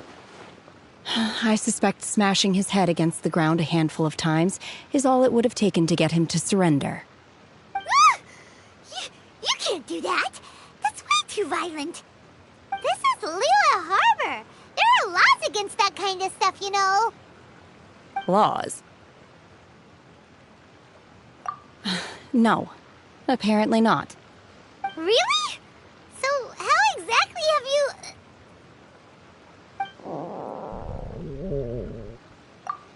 That would be my stomach growling. I haven't eaten enough. She's so honest.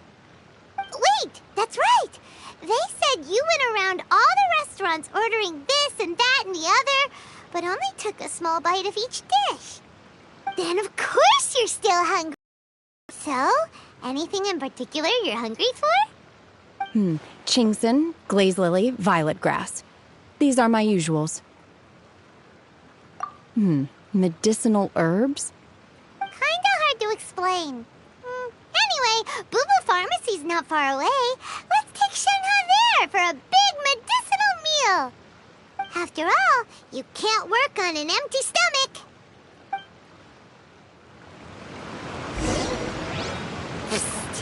Do you think Shenhe might be an Adeptus? It seems like it's her first time in Liyue Harbor. Are you here to buy some herbs? I do hope you brought your prescription. Chingson, glaze lily, and violet grass, please. Half a pound of each. What kind of prescription is this? Sounds more like a lunch order. Oh, here you go. That's everything we have in stock. Thank you. She's really eating them!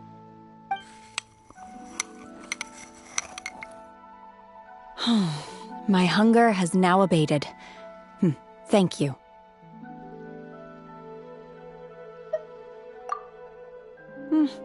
Rather awful.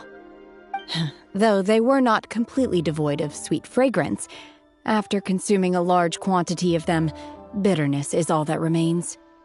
So, how come you chow down on these and barely touch the restaurant food? If Paimon had enough Mora, Paimon would go to the fanciest restaurant in town and order a whole table of food and eat it all in one go. Because I'm not sure whether I will remain here in the future. The food of the mortal realm is most delicious, but should I return to the mountains, yearning for the food here shall only pose an obstacle to my continued spiritual development. Sampling each dish in order to appreciate its taste is enough. Return to the mountains! That proves it! Paimon knew she was an Adeptus! Enough about me. What are your plans from here? Oh, right! Paimon almost forgot! We came out to take part in the Rebuild the Jade Chamber competition! And now we're probably super behind because we've been held up for so long. I see. I heard something about the contest when I was passing by. Yep! You get to ask Ningguang any question you want if you win! Were you interested in the contest too, Shenhe? I came for the rebuilding of the Jade Chamber, but until this point I had no intention of joining a contest. However, you have shown me your kindness, and I would now like to lend you my assistance. Oh, don't worry. I ask for nothing in return. Wow! You really don't have to. But having an Adeptus help out will make things a whole lot easier, so... Then let's not delay. I have a plan. Great! Paimon bets this is gonna be the awesomest plan ever! I am not sure whether or to what extent this plan can be classified as awesome. I do, however, believe it will be highly effective. We simply need to dispose of everyone who is currently ahead of us. Then, we alone shall become the victors. Veto! That is not acceptable! Not by a long shot! Really? But I hear that competition is in essence about conflict and one-upmanship. Look, we want to win this competition fair and square, okay? Sunset Vermilionite, Wonder Cores, and Adepti Sigils. Let's start at the top of the list and work down. So, for Plostrite... I was wondering who I could hear arguing over there.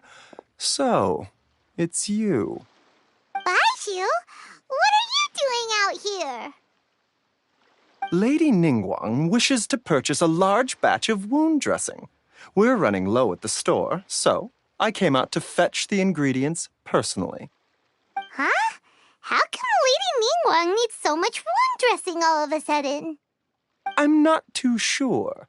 I did hear she's looking to rebuild the Jade Chamber. Maybe for its first aid on site? I didn't ask, though. Far be it from me to pry into my customers' personal affairs. Oh, and she also borrowed Chi-Chi. Meaning Boo Boo Pharmacy is very short-handed right now. I don't suppose any of you are looking for part-time work by any chance? No, we've got other stuff to do.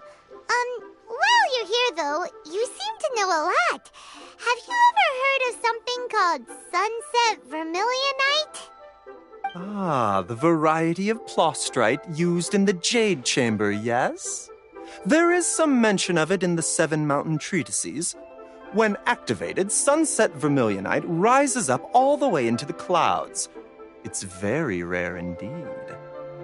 As far as the records show, virtually all Sunset Vermilionite in existence has been mined and taken possession of. But the Feiyun Commerce Guild would know far more about this than I do. Okay then, let's go ask at the Feiyun Commerce Guild. Thanks, Baiju. You're quite welcome. Good luck to you all. And if there's anything further you need from me, just come to the Boo Boo Pharmacy.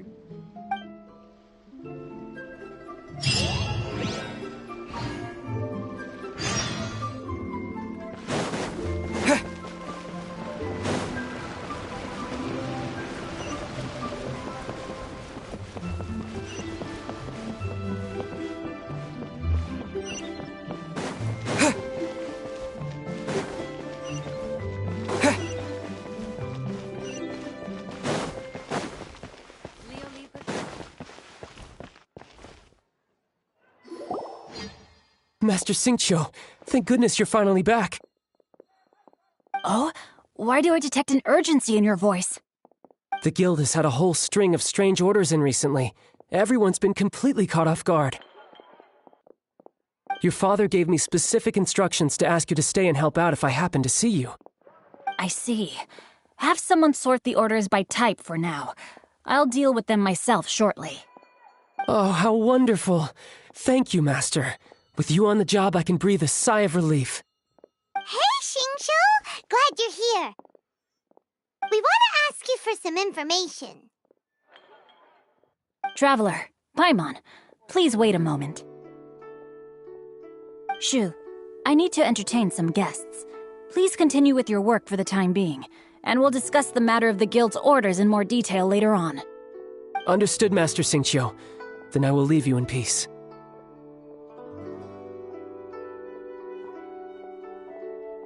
I wasn't counting on finding you here today. What's going on? And how, pray tell, may I be of service? Xingqiu, have you ever heard of Sunset Vermilionite? Oh, I see. So you've entered Lady Ningguang's contest as well. As well? Do you mean... The truth is, the Feiyun Commerce Guild is in possession of some Sunset Vermilionite, but only one piece. We are holding it on behalf of someone who has asked us to put it up for auction, and a lot of interested parties have already come to us inquiring about the price. At the end of the day, it all comes down to supply and demand. In this case, I'm guessing the final transaction price may be in excess of 500 million mora. 500 million?! Honestly, I would recommend that you don't bother bidding on this one.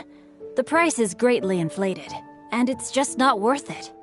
But without any Sunset Vermilionite... Don't panic. I don't suppose you ever heard of Sea Gazer? Who?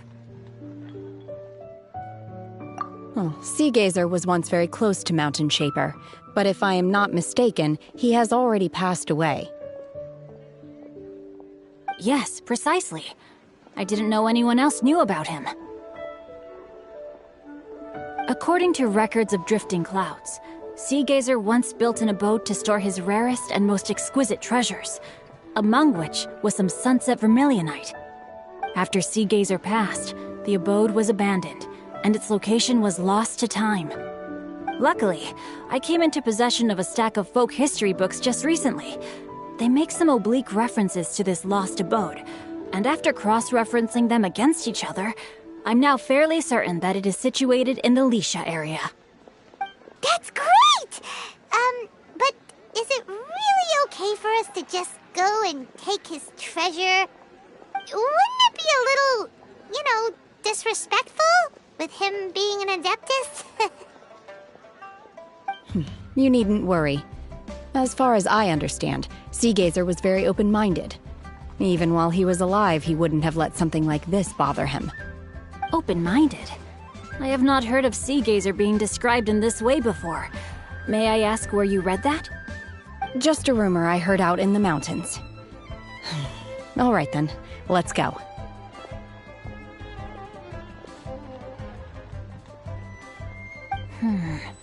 There's something about this young lady that reminds me of a good friend of mine. Oh, I almost forgot. Adepti abodes tend to have very ingenious designs, especially when it comes to their defense mechanisms. Plus, it's likely to be crawling with monsters after being abandoned for so long. So please, be very careful. Okay, we will be. Thanks, Xingqiu.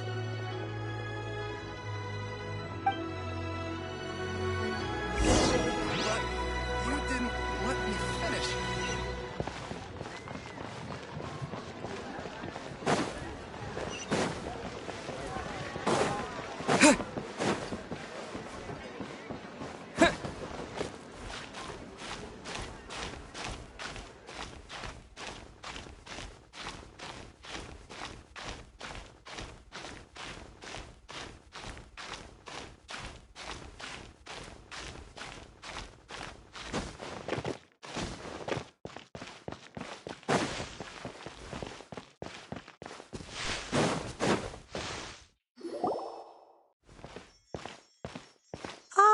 Children, come, come. You've arrived at just the right moment. I've been looking for you. Oh, what is it, Granny? Need any help? Oh, no. You've done so much for Liyue Harbor already. I could hardly ask for more.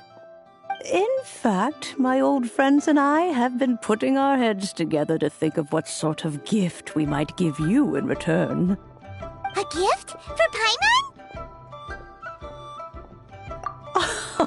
Oh, child, you are so very modest.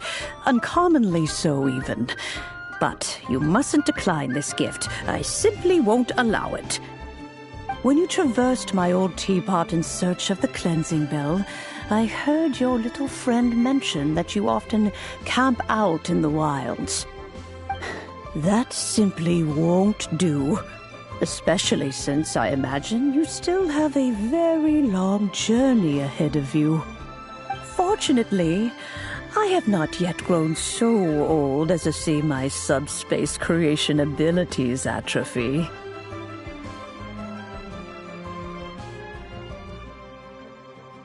Oh, did my friends never mention that to you? Well then, it is a blessing we old folks once received from Rex Lapis, part of our illumination, if you will. I will not go into too much detail, but subspace creation is the ability to create a small, autonomous pocket world. The teapot that you entered previously was a little trinket created using that ability. So, in the eyes of an Adeptus, creating a magic teapot world is just child's play, huh? Oh, indeed, the teapot is nothing to boast of. One such as myself must depart from this realm to create a world of one's own. Rex Lapis, on the other hand, moved mountains and seas. That is what one might call an exercise of true power. But that's enough nostalgia for now. The gift that I have prepared for you just requires a few final materials to add the finishing touch. That's right! Finding stuff's what we're good at, after all. Oh, settle down now, children. There's no need for you to go running hither and thither. I have already found a fleet-footed youngster to prepare what I need. What's more, I doubt that you would know how to find the materials I am searching for. Some of them are very rare indeed these days. Well, for starters, I require some shimmer soil from the banks of Dihua Marsh. Back in the day, it could only be found where the glazed lilies thrived most profusely. You would have to dig downward, following the roots of the glazed lilies, and if you were lucky enough, you just might find a small patch of shimmer soil there. But almost no one has been able to find shimmer soil in this manner since Dihua Marsh came to be the way it is today. Even more difficult to find is smaragdus jadeite, which must be chiseled from the rock of the chasm. Or so it used to be. Ever since the Blackcliff Forge opened for business, they've slowly but surely stripped the mines all but completely bare of it. In any case, smaragdus jadeite is an Adepti treasure, and the adeptal power within is not something that most humans can withstand. Extended contact with it is, in fact, harmful to humans. Goodness knows if that child will succeed in finding these items. Well, since you're an Adeptus, Granny, the person you asked for help, they must be an Adeptus too, right? Yes. I suppose she does count as an Adeptus. She counts? How come there are so many Adepti in Liyue Harbor? We seem to bump into them all the time. It feels like even when you go out to eat, you could be sitting next to an Adeptus and never even know it. Oh, maybe so. Who can say? A fair few of my old friends are rather fond of mundane mortal life, after all. I'm back, Granny. Oh, I don't believe we've met. Allow me to do the honors. This child here is Yen Fei. She's the one helping run some errands for me. Yen Fei, I believe you already heard of the traveler and his traveling companion. Of course, who hasn't? Much has been written about you in the Millilith's records. You became one of Liyue's most wanted after the Millilith marked you as a suspect following the incident at the Rite of Dissension. After which, you fought off the Millilith at Julian Karst and made contact with the Fatui. Before finally defeating an ancient god together with Granny and her associates, and subsequently being cleared of any and all suspicion by the Chiseng. What a shame. A shame that we didn't meet sooner. If we had, well, I can't say that I would have been able to clear you of suspicion immediately, but it certainly would have been less, embarrassing for you. Allow me to introduce myself once more. I'm Yanfei, a legal advisor. Got a legal problem? You can come right to me. Oh, yes, here's my business card. You'll find it has my contact details and office address. Keep it handy.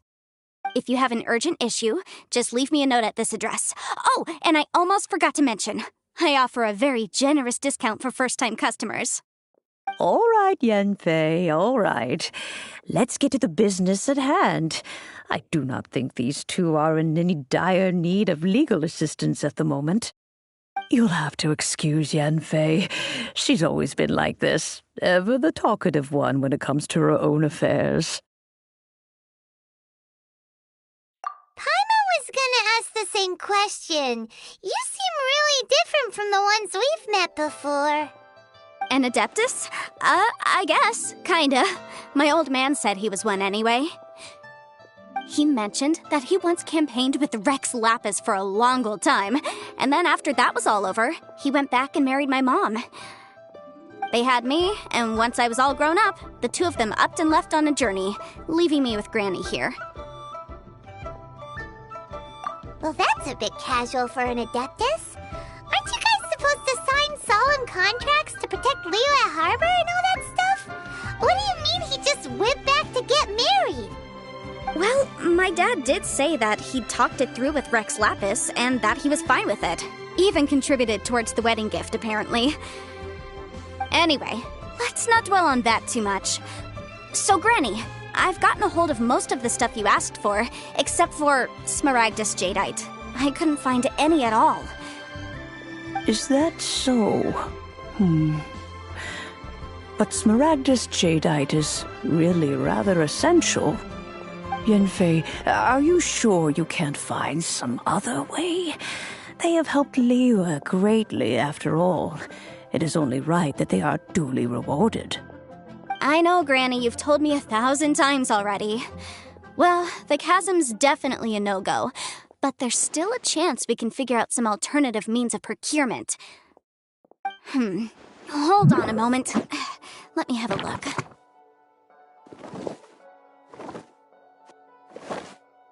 Whoa, that's a really thick book. What kind of things do you write in there? Commercial consultancy. Or Snezhnaya. Ah, found him. Krusel. A Snezhnayan merchant who once came to me with some legal queries on certain articles in the legal codices. If my memory serves, all of them had to do with rare ores. He mentioned that he was considering acquiring some Smaragdus Jadeite to make hairpins, and wanted to know if there were any legal ramifications that he should be aware of. Said he was planning to sell them in Snezhnaya. So, I guess I'll go look for him. With any luck, he'll have gotten his hands on some Smaragdus Jadeite, or might have an idea of where we can find some. Oh, you want to join me? I suppose that's no problem, but it's best if you just stand by and watch. If you try to get involved, you'll only risk placing yourself in legal jeopardy. Wow, an Adeptus imploring us to avoid incurring legal liability. Well, that's a first for sure. Best we be a little more careful than usual while we're with her.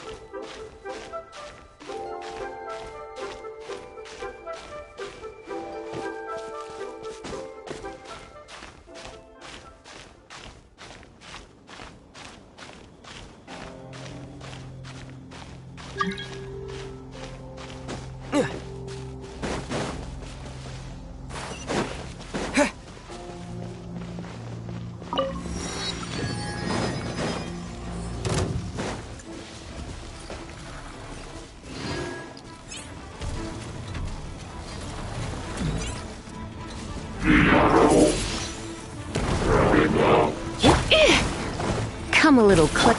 Leave it all to me. Zip on up!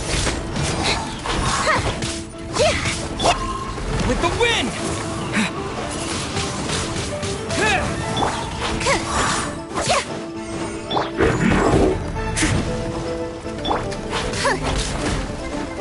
Over here!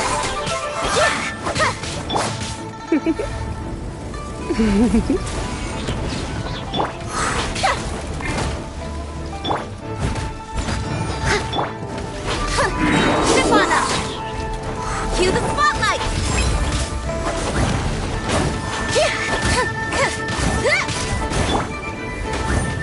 Blitz.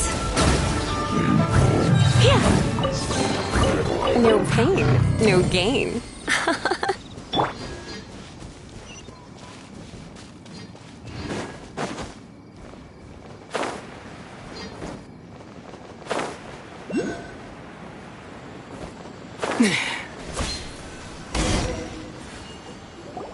Let's see. Shincho said it should be around here, but Paimon doesn't see anything.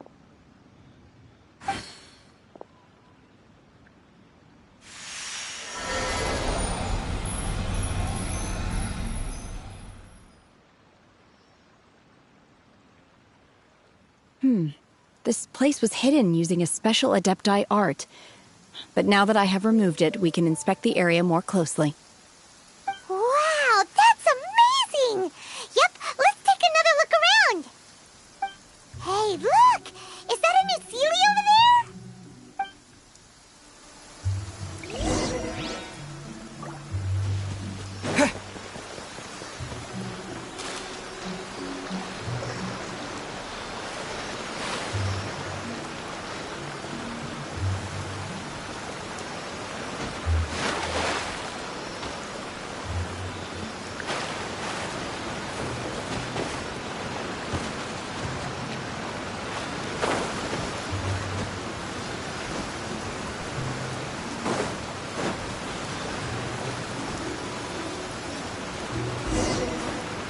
The Sealy got to...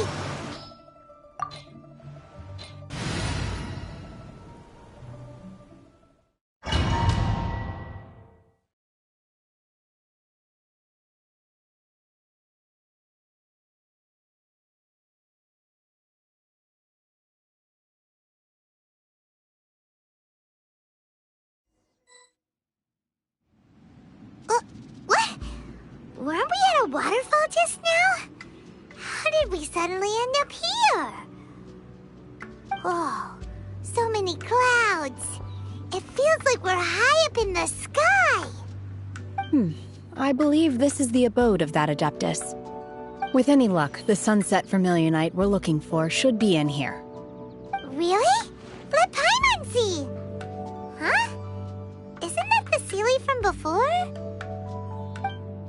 Look, it's gone and snuck beneath the clouds. And now that Paimon takes a closer look, the rocks and trees here don't seem complete. Oh, could there be something below the clouds?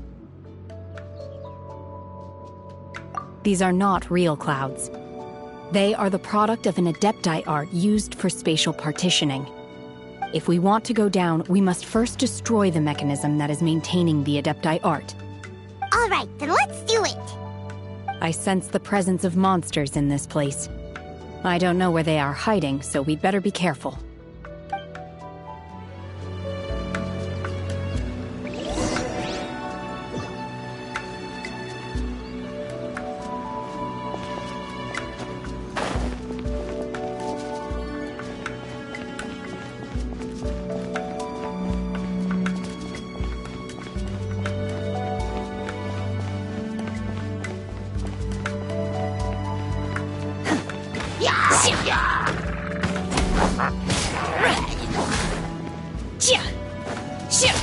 Manifest!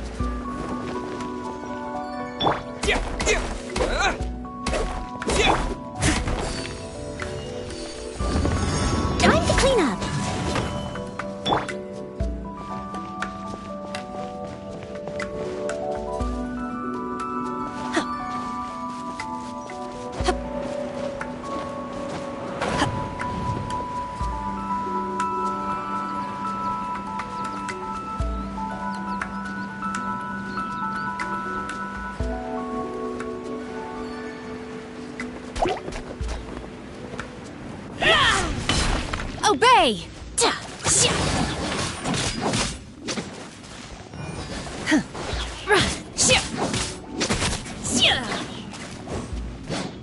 Unleash!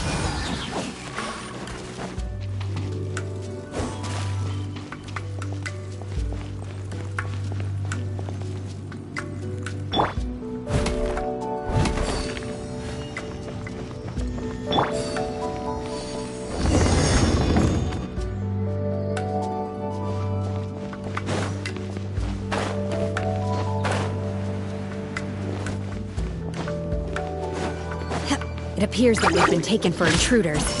This time, why not allow me to take care of this? Manifest! By ordinance divine! Obey!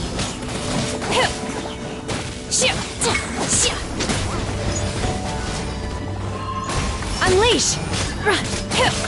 The core of the mechanism is exposed. Now's our chance.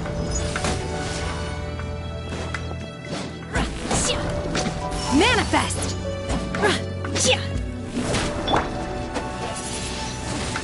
Windblade! Disappear!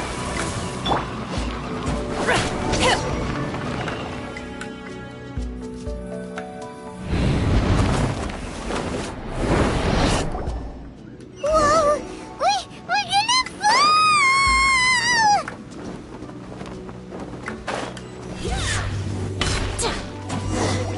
Is everyone okay? Look! The celiac disappeared beneath the clouds again! It looks like we need to go further down. But before that, let's destroy the guard mechanisms on this level first.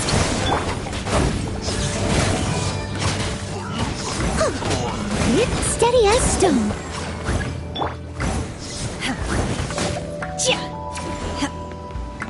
Cryo incarnate! Manifest! Unleash!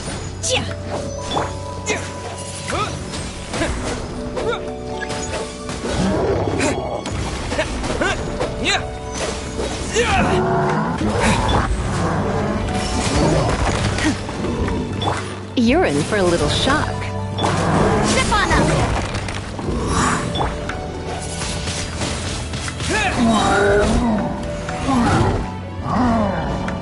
With the wind!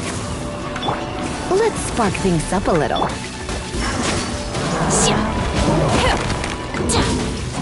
Manifest! Leave it all to me. Surprise! Let the magic begin!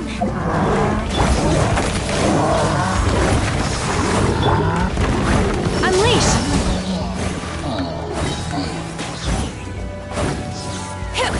By ordinance divine! Manifest! Windblade!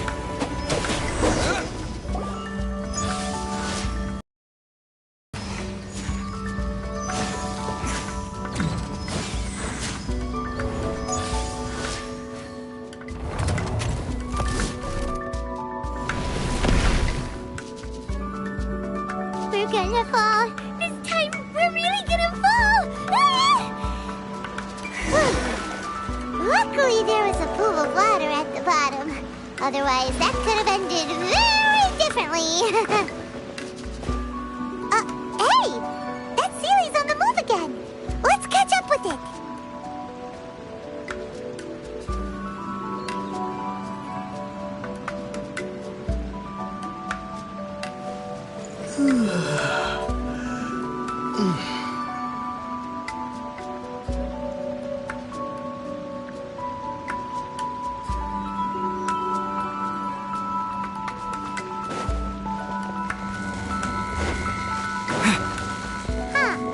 Something looks different about this stone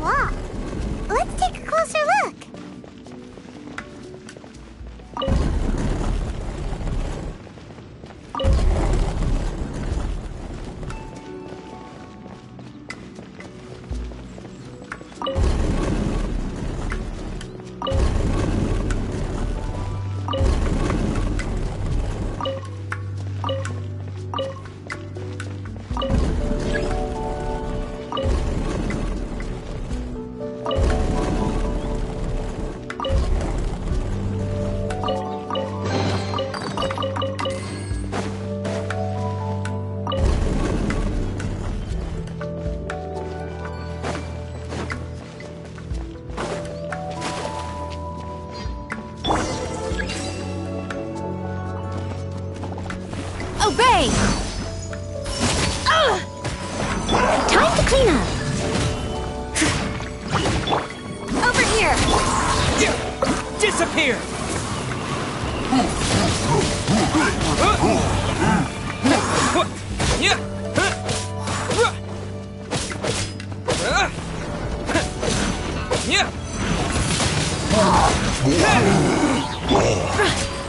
Unleash! Manifest!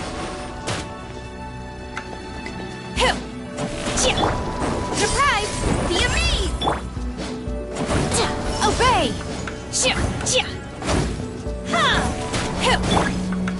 I must leave no stone unturned. Manifest! Do your master's bidding! Over here! Come a little closer. Wind blade! Obey!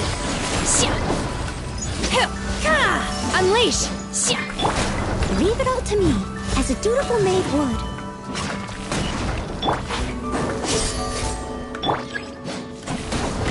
Obey!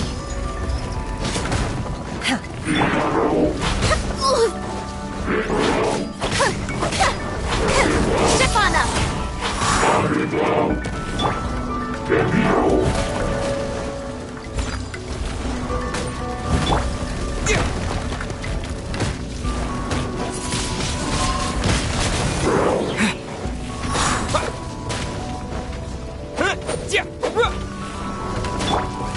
Surrender and I'll be gentle.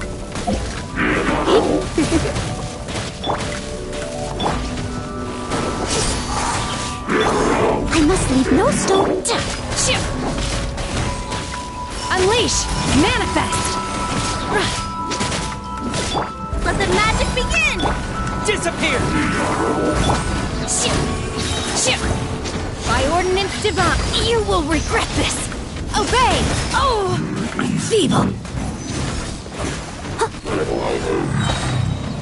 Someone needs, as a good knight should.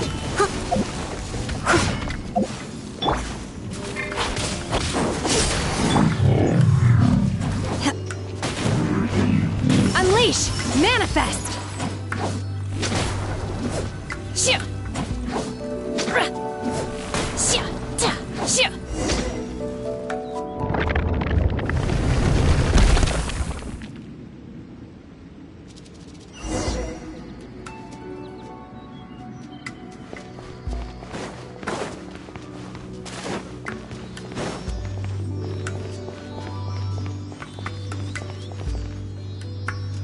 Look, over there! Could that be the Sunset Vermilionite?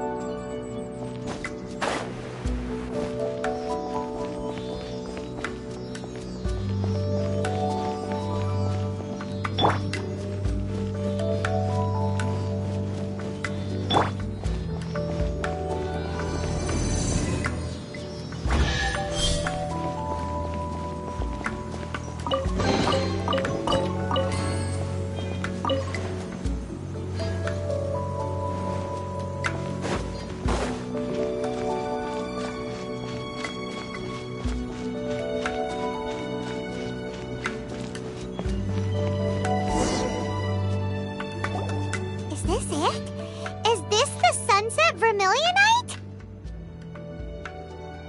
It's so huge! That's true, but then again, why isn't it floating? Plaustrite doesn't float until it's activated. It may look different from most ordinary stones, but it weighs around the same amount. Only after being activated does Plaustrite reveal its true nature, breaking free from the shackles of the mortal realm and ascending up into the heavens. Wow, Shenhe, you seem to know everything about this. Only because my master is fond of chatting about these things. The moment she has some time to spare, she'll come straight for me and start telling story after story. I don't care for her stories most of the time. I certainly didn't expect them to ever come in handy like this. Hold on a sec. Paimon just realized something. If we activate it here, there's no way we'll be able to get it back to the site. right, right? Heck, we'll be dragged up into the sky too! But if we don't activate it, how else are we gonna lift it? This rock must weigh well over 1,000 pounds, surely! Don't worry. I can handle the weight quite easily. Are you sure? Be careful! Please don't worry. I'm well aware that a plostrite sample this large must be highly valuable. I will be gentle with it and make sure it does not get damaged. My safety. That's right! Paimon's sure you can handle it and everything, but if something this heavy lands on you, you're gonna get yourself hurt, no matter who you are! You gotta be extra careful when lifting heavy objects. It's just common sense! Is it now? Well then, thank you. I'll go on ahead with the plostrite. Let's meet at the building site later. How was Shenhua able to carry that huge rock all by herself? Adepti super strength much? We can't slow down yet. Let's go meet her at the building site.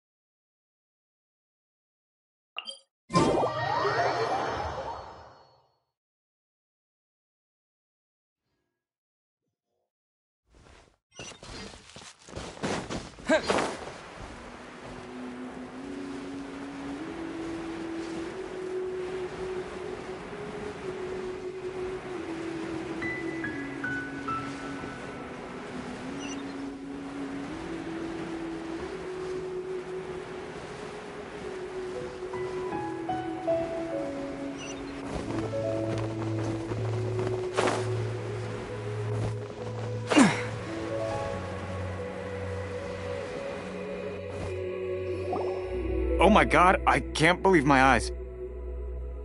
How can she lift that massive rock all by herself? She's gotta be one of those Adepti, surely. Oh, mighty Adeptus, please give me your blessing so that in the coming year I may reap a more bountiful salary.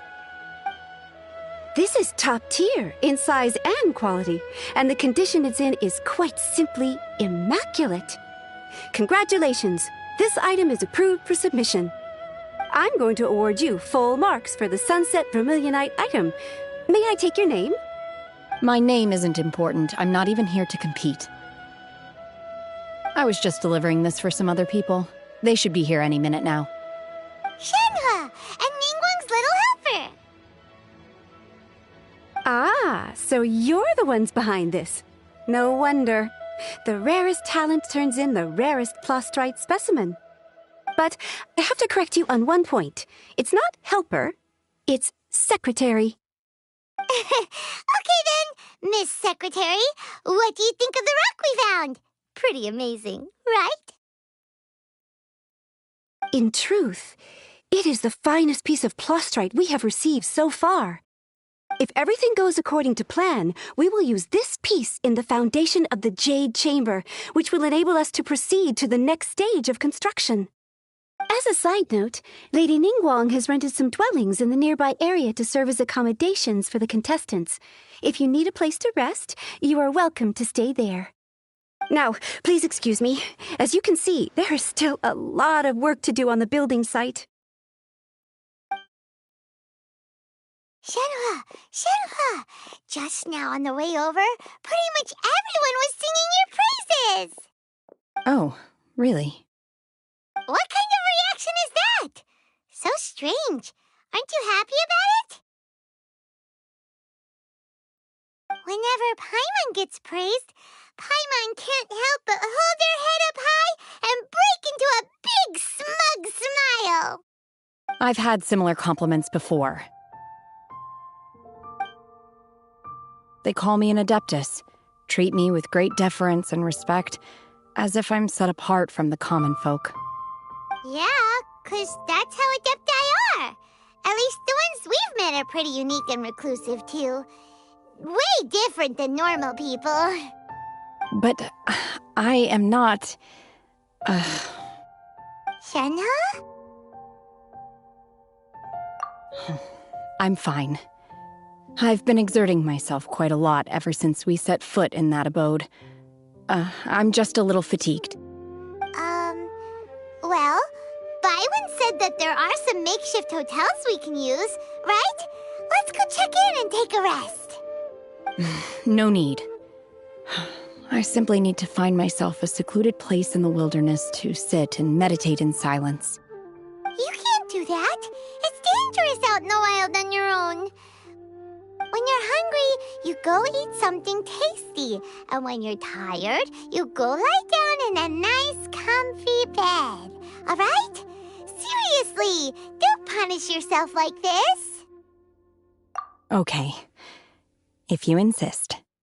Great! Now we're talking. Let's head to our hotel.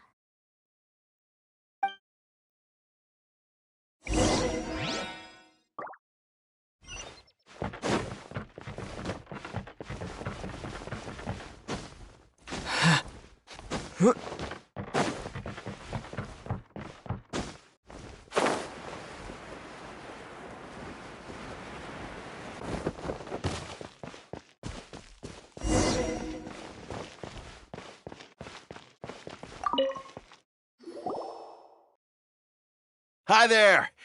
Checking in, are we? You're just in time. We only have 2 rooms left.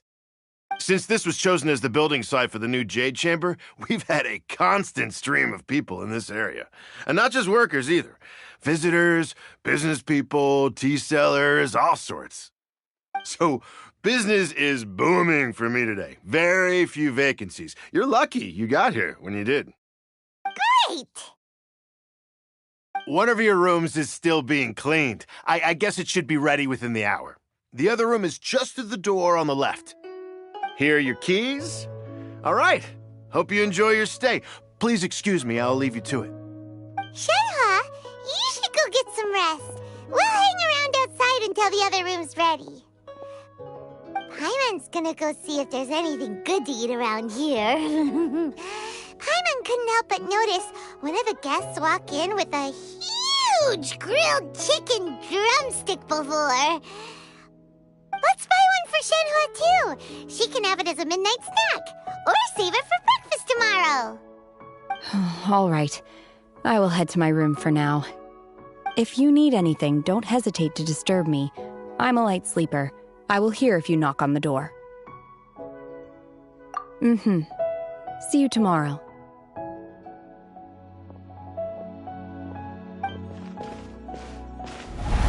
Hey! Isn't that Cloud Retainer? What's she doing here? Let's go and say hi.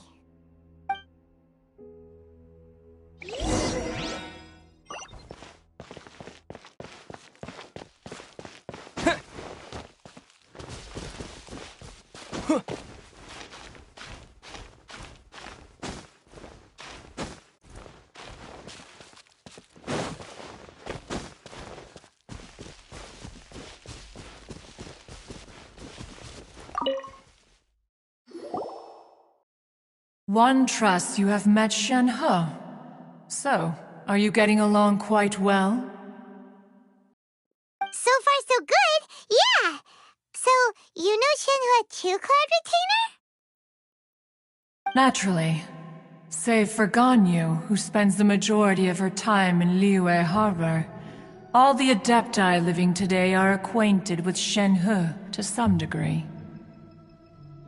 Cool! So, what's her Adeptus name anyway? Calling her Shenhe feels kind of friendly, but also kind of disrespectful. So Paimon's thinking maybe it'd be better if we called her by her Adeptus name instead. Her Adeptus name?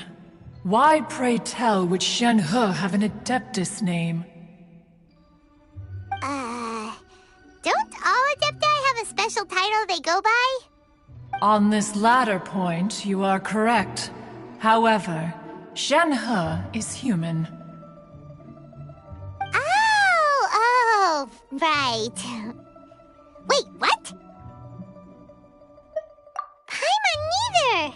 This is a real surprise! Do you mean to say that she presents differently from ordinary human beings? Well, to start with, her problem-solving methods are extremely direct. Ah, yes. She was like this all those years ago when one first met her. In this respect, she has not changed. One first found Shenhe by chance in a cave. One was passing by and sensed the presence of a god's remains. Being of an ever-vigilant disposition, one entered immediately to inspect the scene. Inside was Shenhe, then aged around 6 years old. In her hand, she held a dagger with which she was confronting a monster that was the god's remains incarnate. That sounds so dangerous. When one arrived, she had already been locked in confrontation with this monster for several days. Most mortal children are fragile, both physically and mentally, and are highly reliant on their parents for survival. But not so her. That she was able to endure such terrible danger was due not only to her strong willpower, but also to the bloodlust and homicidal instinct with which she was born. One dealt with the monster, yet she still refused to lower her guard. She even pointed her dagger in one's direction and remained ready to strike. Only after she was satisfied that one had no intention to cause her harm did she finally relent. She then passed out without uttering a single word. In other words, if you hadn't passed by that day, Shenhe might have... Not necessarily. Upon one's arrival, one could sense that the god's wrath was gradually receding. Even had the stalemate continued, one suspects that Shenhe may have still emerged the victor of the confrontation. That's still so dangerous, though! Why was a tiny little kid battling against the wrath of a god in the first place?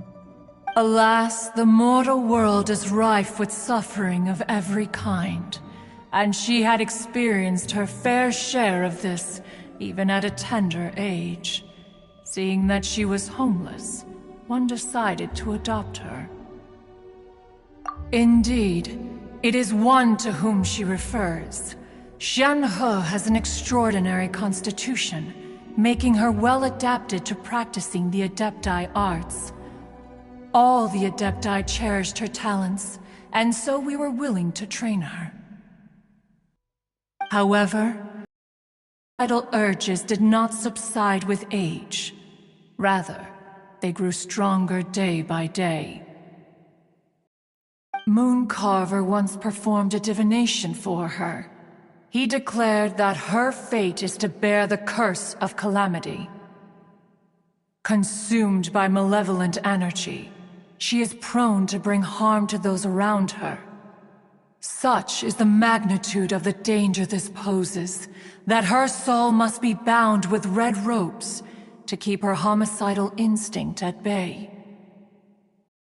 The red ropes have indeed served to keep her calmer and more content, but they also seem to have rendered her somewhat inexpressive. Perhaps the red ropes are so powerful that they have suppressed some of her other emotions as well.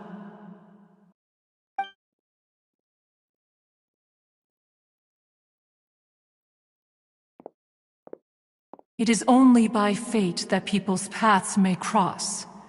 Now that Shenhe's path has crossed with yours, please be sure to treasure the gift that fate has given you, and take good care of her. Oh, now Paimon gets it. You came out here to check up on Shenhe because you were worried about her, didn't you? Huh. You dare draw such a facile conclusion on the nature of one's present excursion? Incorrect. The truth is that while Liyue Harbor may seem peaceful today, danger is always lurking in the shadows. Ningguang once made a bold assertion that this is to be the era of the contract between Liyue and the humans. Well, one is most curious to observe how she will respond to the coming storm. If she handles it admirably, one is willing to be a witness to her achievements. But if she does not, the Adepti shall not hesitate to seize control. Let us conclude our conversation here for today. One has occupied enough of your time, and night is approaching. Be sure to get ample rest.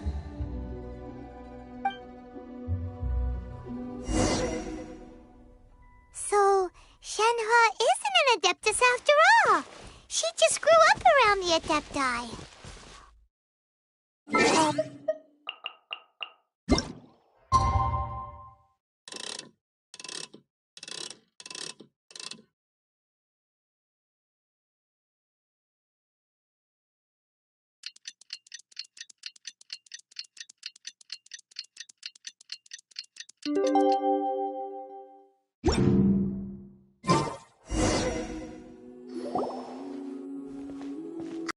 Hey, so, Shenhua...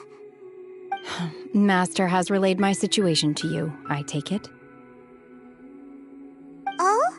How did you know? I'd intended to wait until you came back before going to sleep, but I didn't hear you come in.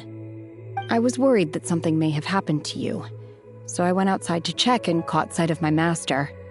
On top of this, you have been acting very strangely around me this morning, causing me to suspect that my master must have told you everything about me. After all, Master is... very talkative. Sorry, Shenhua. Paimon had you down as an Adeptus this whole time, but it turns out Paimon was wrong. It's okay. I don't mind.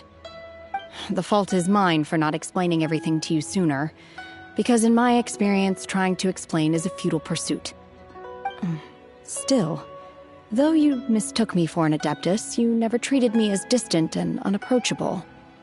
Instead, you treated me as you would a friend. For this, I am very grateful indeed. To be fair, we've met our fair share of real Adepti, too.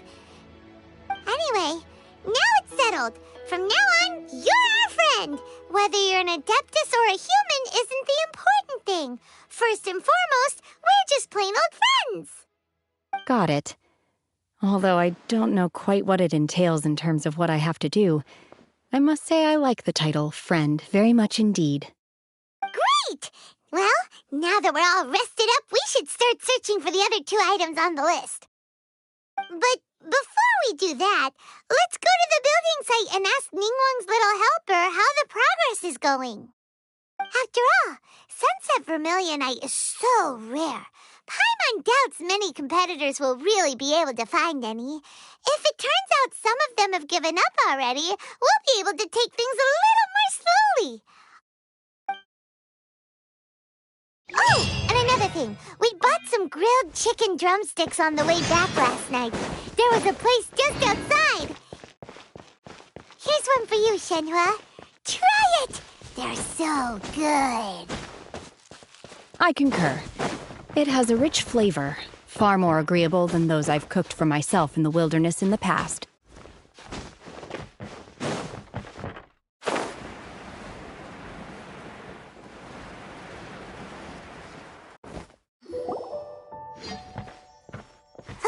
Look! The Jade Chamber is floating into the sky! But it seems to be tied down by something. That's because it's not finished. Hey, Byron! And hey! People Paimon doesn't know? Given the enormous scale of the Jade Chamber, we split the construction work into 2 phases to make sure the structure remains balanced. Before we find some suitable plastrite, we build the Jade Chamber's keel at ground level. Once the plastrite is ready, we place it into the keel and let the partially constructed Jade Chamber rise up to the height of the surrounding mountain peaks. The remainder of the construction work is then carried out at that altitude. Once everything is ready, we release the iron tethers and allow the Jade Chamber to rise to its target altitude. Miss Bywin, we've brought some new materials to submit. One moment, I'll be right there. The construction work has only been able to progress this rapidly thanks to the plastrite provided by you. Lady Ningguang is most grateful and looks forward to seeing more of your work. Wow, can't believe you sourced the plastrite so quickly. It's the key piece of the puzzle. Looks like you beat us to the punch. Wait, I know you. You're the one who fought against the Vatuian Osile, right? Oh, sure enough, your reputation precedes you. Pleased to meet you. I'm Beto, captain of the Crux. Beto? Are you here to join the Jade Chamber contest too?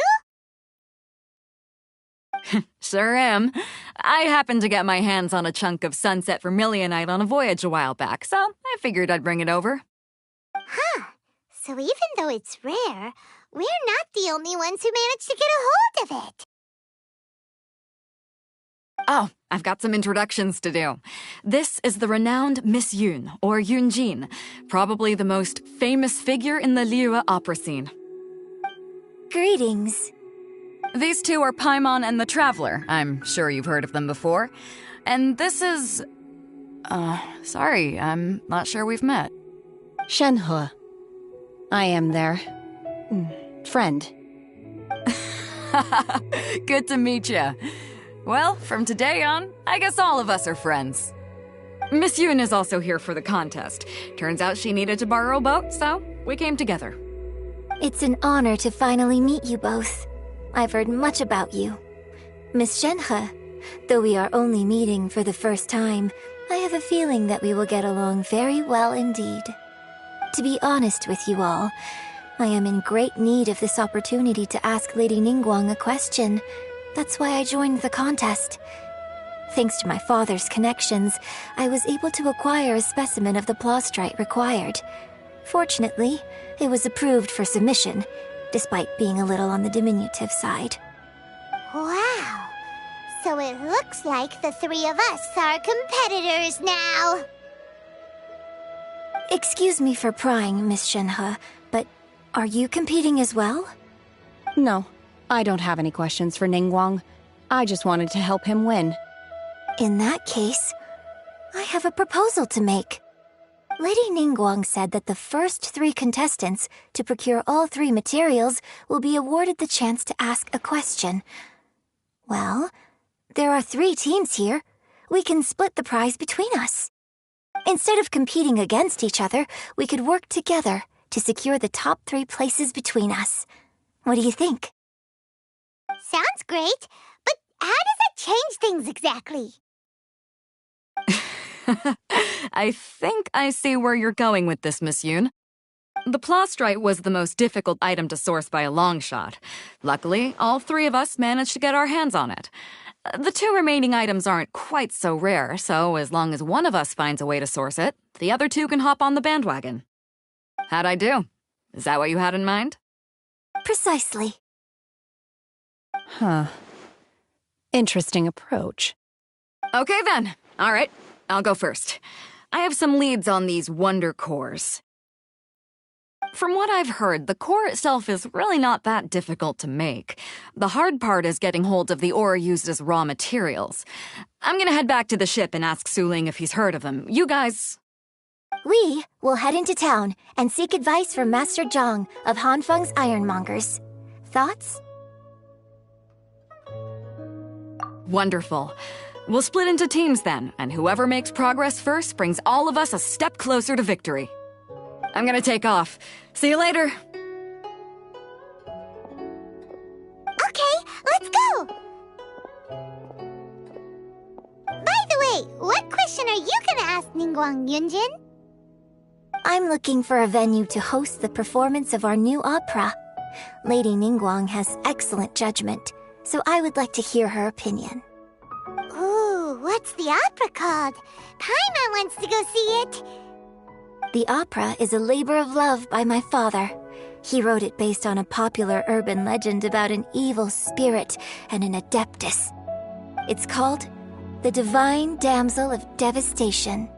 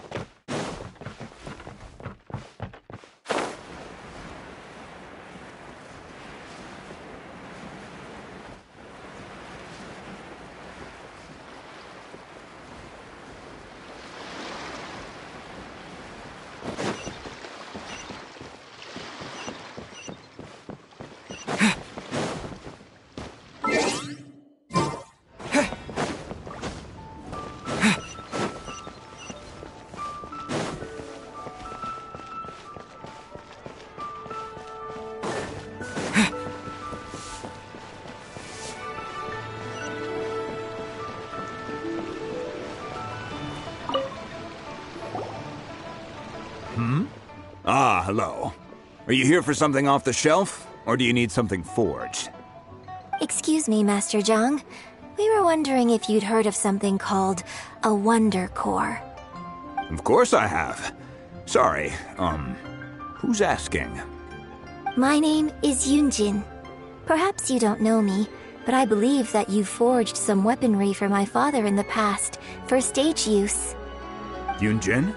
Stage use? Oh, so you must be Miss Yoon. Sorry, my brain's finally caught up. It's not used to doing much beyond bashing a hammer all day.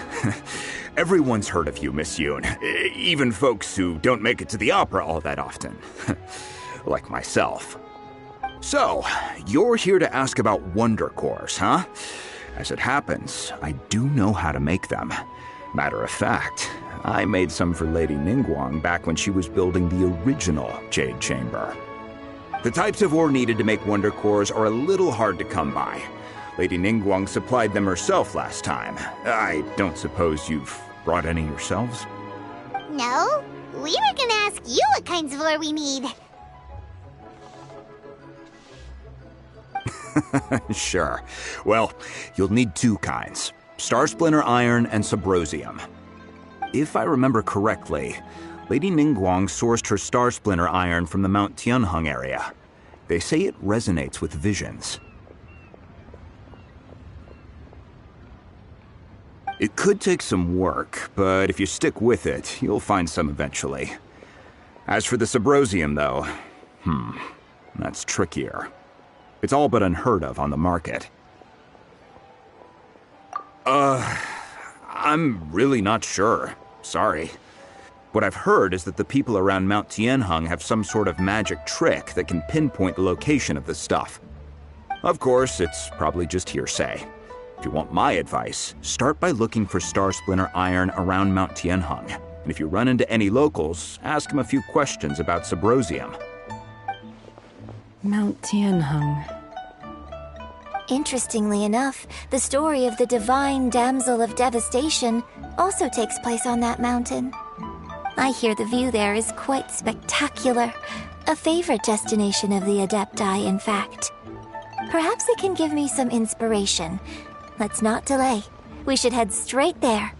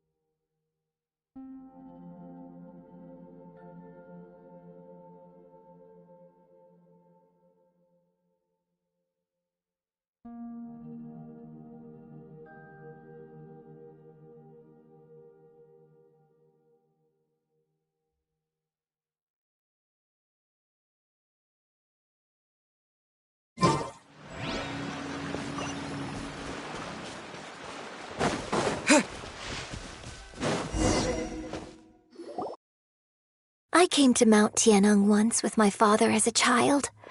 I remember it being such a long climb that I could barely feel my legs by the time we reached the top. This is quite a trip down memory lane for me. Look at these majestic, towering peaks, and the gently flowing streams. It's like setting foot in paradise. No wonder the legend of the divine damsel of devastation is said to have taken place here. Adepti wander oft where mortals seldom stride. Indeed, this looks like a place that one might expect to be frequented by Adepti. The Divine Damsel of Devastation is your upcoming opera, right? And the story takes place in Mount Tianheng. Huh. Seems like you have a real connection with this place. What's the story about, though? It's the story of a girl becoming a hero. Cool! A hero story? They're Paimon's favorite! The legend first arose in this area. It is said that there used to be a prosperous village on the mountain. In that village, there was a loving couple who were completely devoted to one another. One day, a terrifying monster appeared.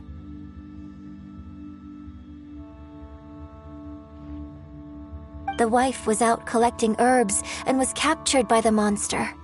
Her husband was so distraught at the news that it broke his spirit and drove him to madness. The vile and vicious monster told the villagers, "If you want to live, you must sacrifice a child to me." What a nasty piece of work! Paimon sure hopes this monster gets put in its place! But the monster was so terrible and so strong that all within the village were terrified of it. They had no choice but to give in to the monster's demand. Just while they were discussing whose child would be given over to the monster, a little girl suddenly stood up and came forward. No! Don't do it, little girl! Unbeknownst to anybody else, she was concealing an exorcist's blade. She approached the monster's lair, feigning fear and trepidation.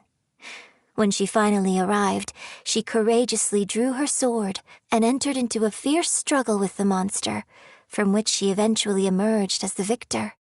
Her extraordinary abilities drew the attention of the Adepti, and they took her as one of their own. Her story became the stuff of legends. But alas, the paths of mortals and Adepti seldom cross, and she would never again re-enter the mortal world. And so, destined to grace the mortal realm for but a brief moment, she vanished like a wisp of smoke into thin air. That's how the opera ends. I really like this story. But I personally think that perhaps the little girl was not as brave as the opera makes her out to be. I'm not sure she deserves all the praise she is given. I've never considered that before. Opera is always an interpretation of the events it purports to portray. A certain degree of deviation from the truth is always inevitable. When my father wrote the script for this play, I suppose his intention was to inspire his audience with the character of the Divine Damsel. I think it's a great story. The ideal story. Well, it sure inspired Paimon! Let's go get ourselves some Star Splinter Iron! Yeah!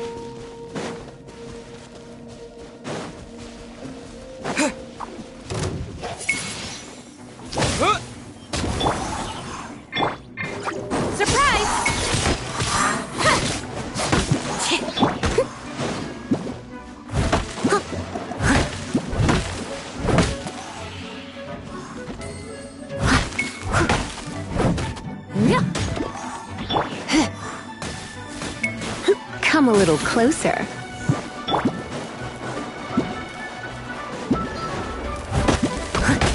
Leave it all to me.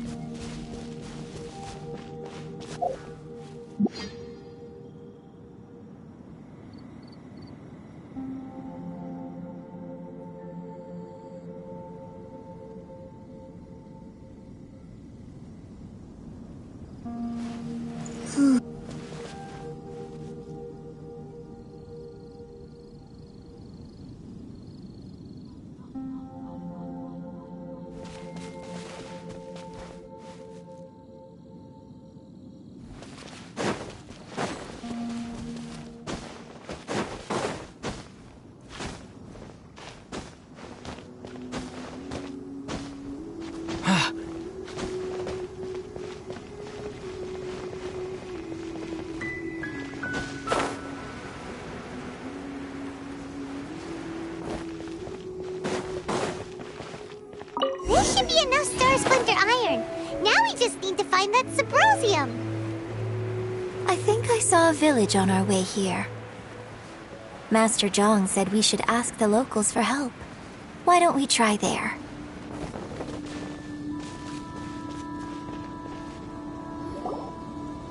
Hey, there really is someone here. Yunjin, looks like you were right. Excuse us, sir. Can we ask you something? Huh. He didn't seem to catch that. Hello, sir. We were just passing by and wanted to ask if you happen to know anything about Subrosium.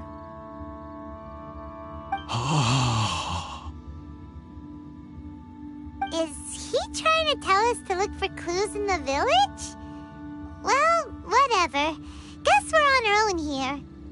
Shenhua, Yunjin, let's have a look around. Sorry, you can go ahead without me. I'd like to have a word with this gentleman. If that's okay with you, Uncle Mingjin.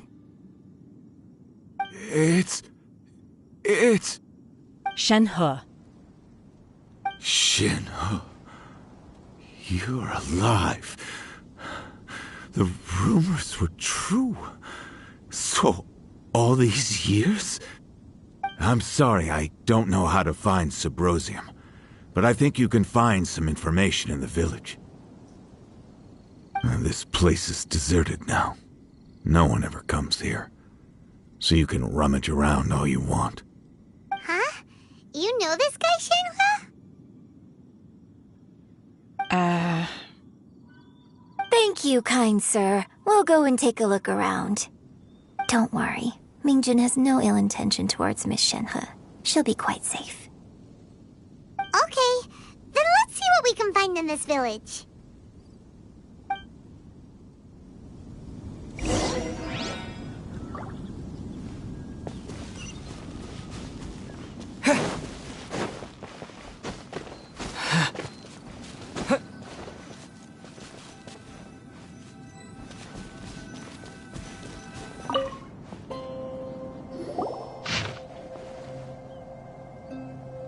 The remains of a god, an abandoned village, Mount Tianheng.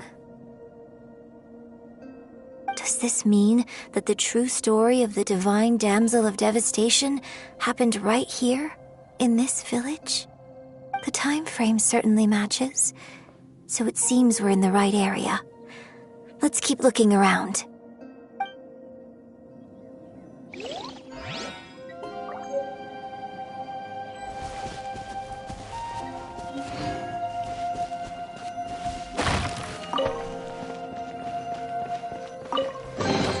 A reward on the road.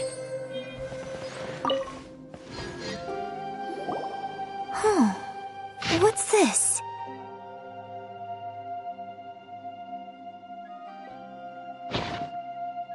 So, Shenhe is the divine damsel?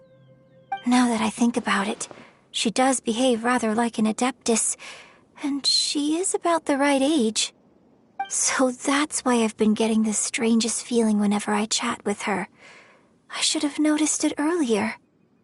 According to this text, the divine damsel from the opera was actually the daughter of the loving couple. And she didn't volunteer. She was sacrificed to the monster by her own father. Oh, the truth is even more lamentable than the opera. Now I understand why Shenhe said the girl was not as brave as people think. It wasn't her choice to enter that ghastly situation. She was forced into it. Oh, it looks like my father may need to make a few revisions to his beloved opera. We've looked everywhere, but still no mention of Sabrosium. Let's have a look over there.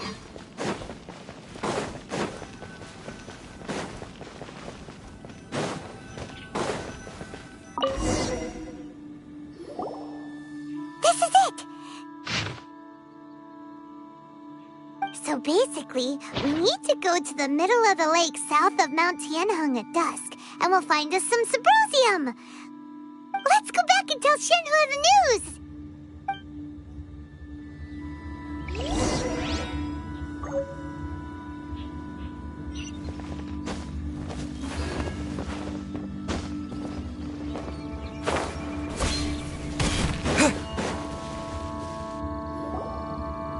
One year when I was back visiting, I heard a story about a white-haired adeptus from a merchant passing by.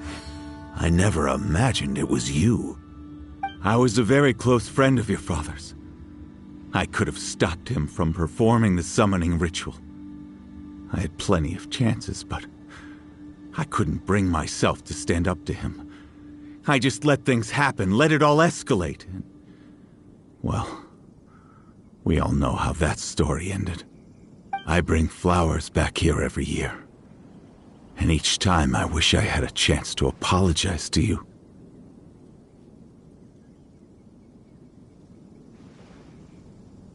Apologize for what?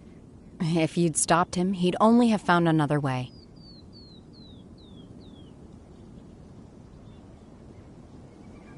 There is nothing he wouldn't have done for his true love.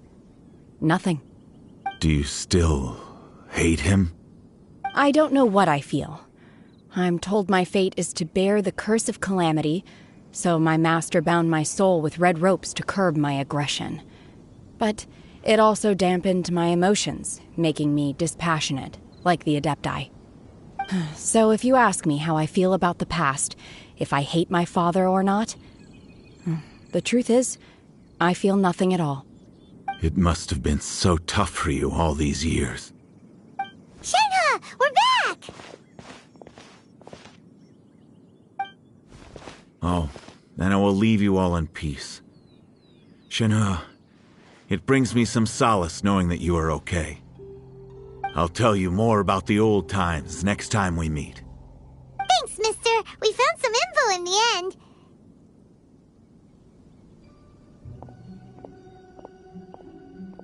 Shenhe, look! This tells us how to find Sabrosium. All we gotta do is go to the middle of that lake!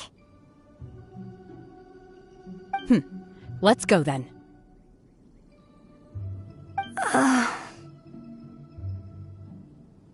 Miss Shenhe, there's something I'd like to talk to you about. Just now, in the village, we found your father's diary. It turns out that many of the details in the Divine Damsel of Devastation are not true to the facts, so I'd like to change them. Why? I know I say that opera always deviates from the truth, but now that the main character is standing right here in front of me, I cannot simply dismiss your lived experience in favor of my father's fiction. It's okay. I like your version.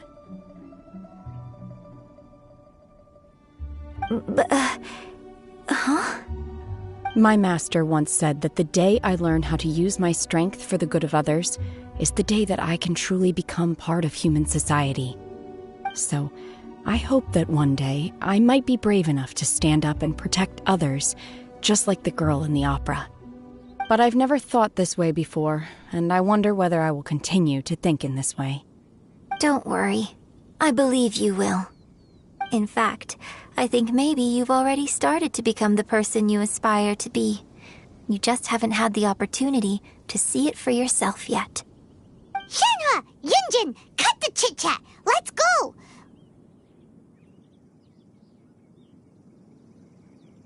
We can't let someone else beat us to it!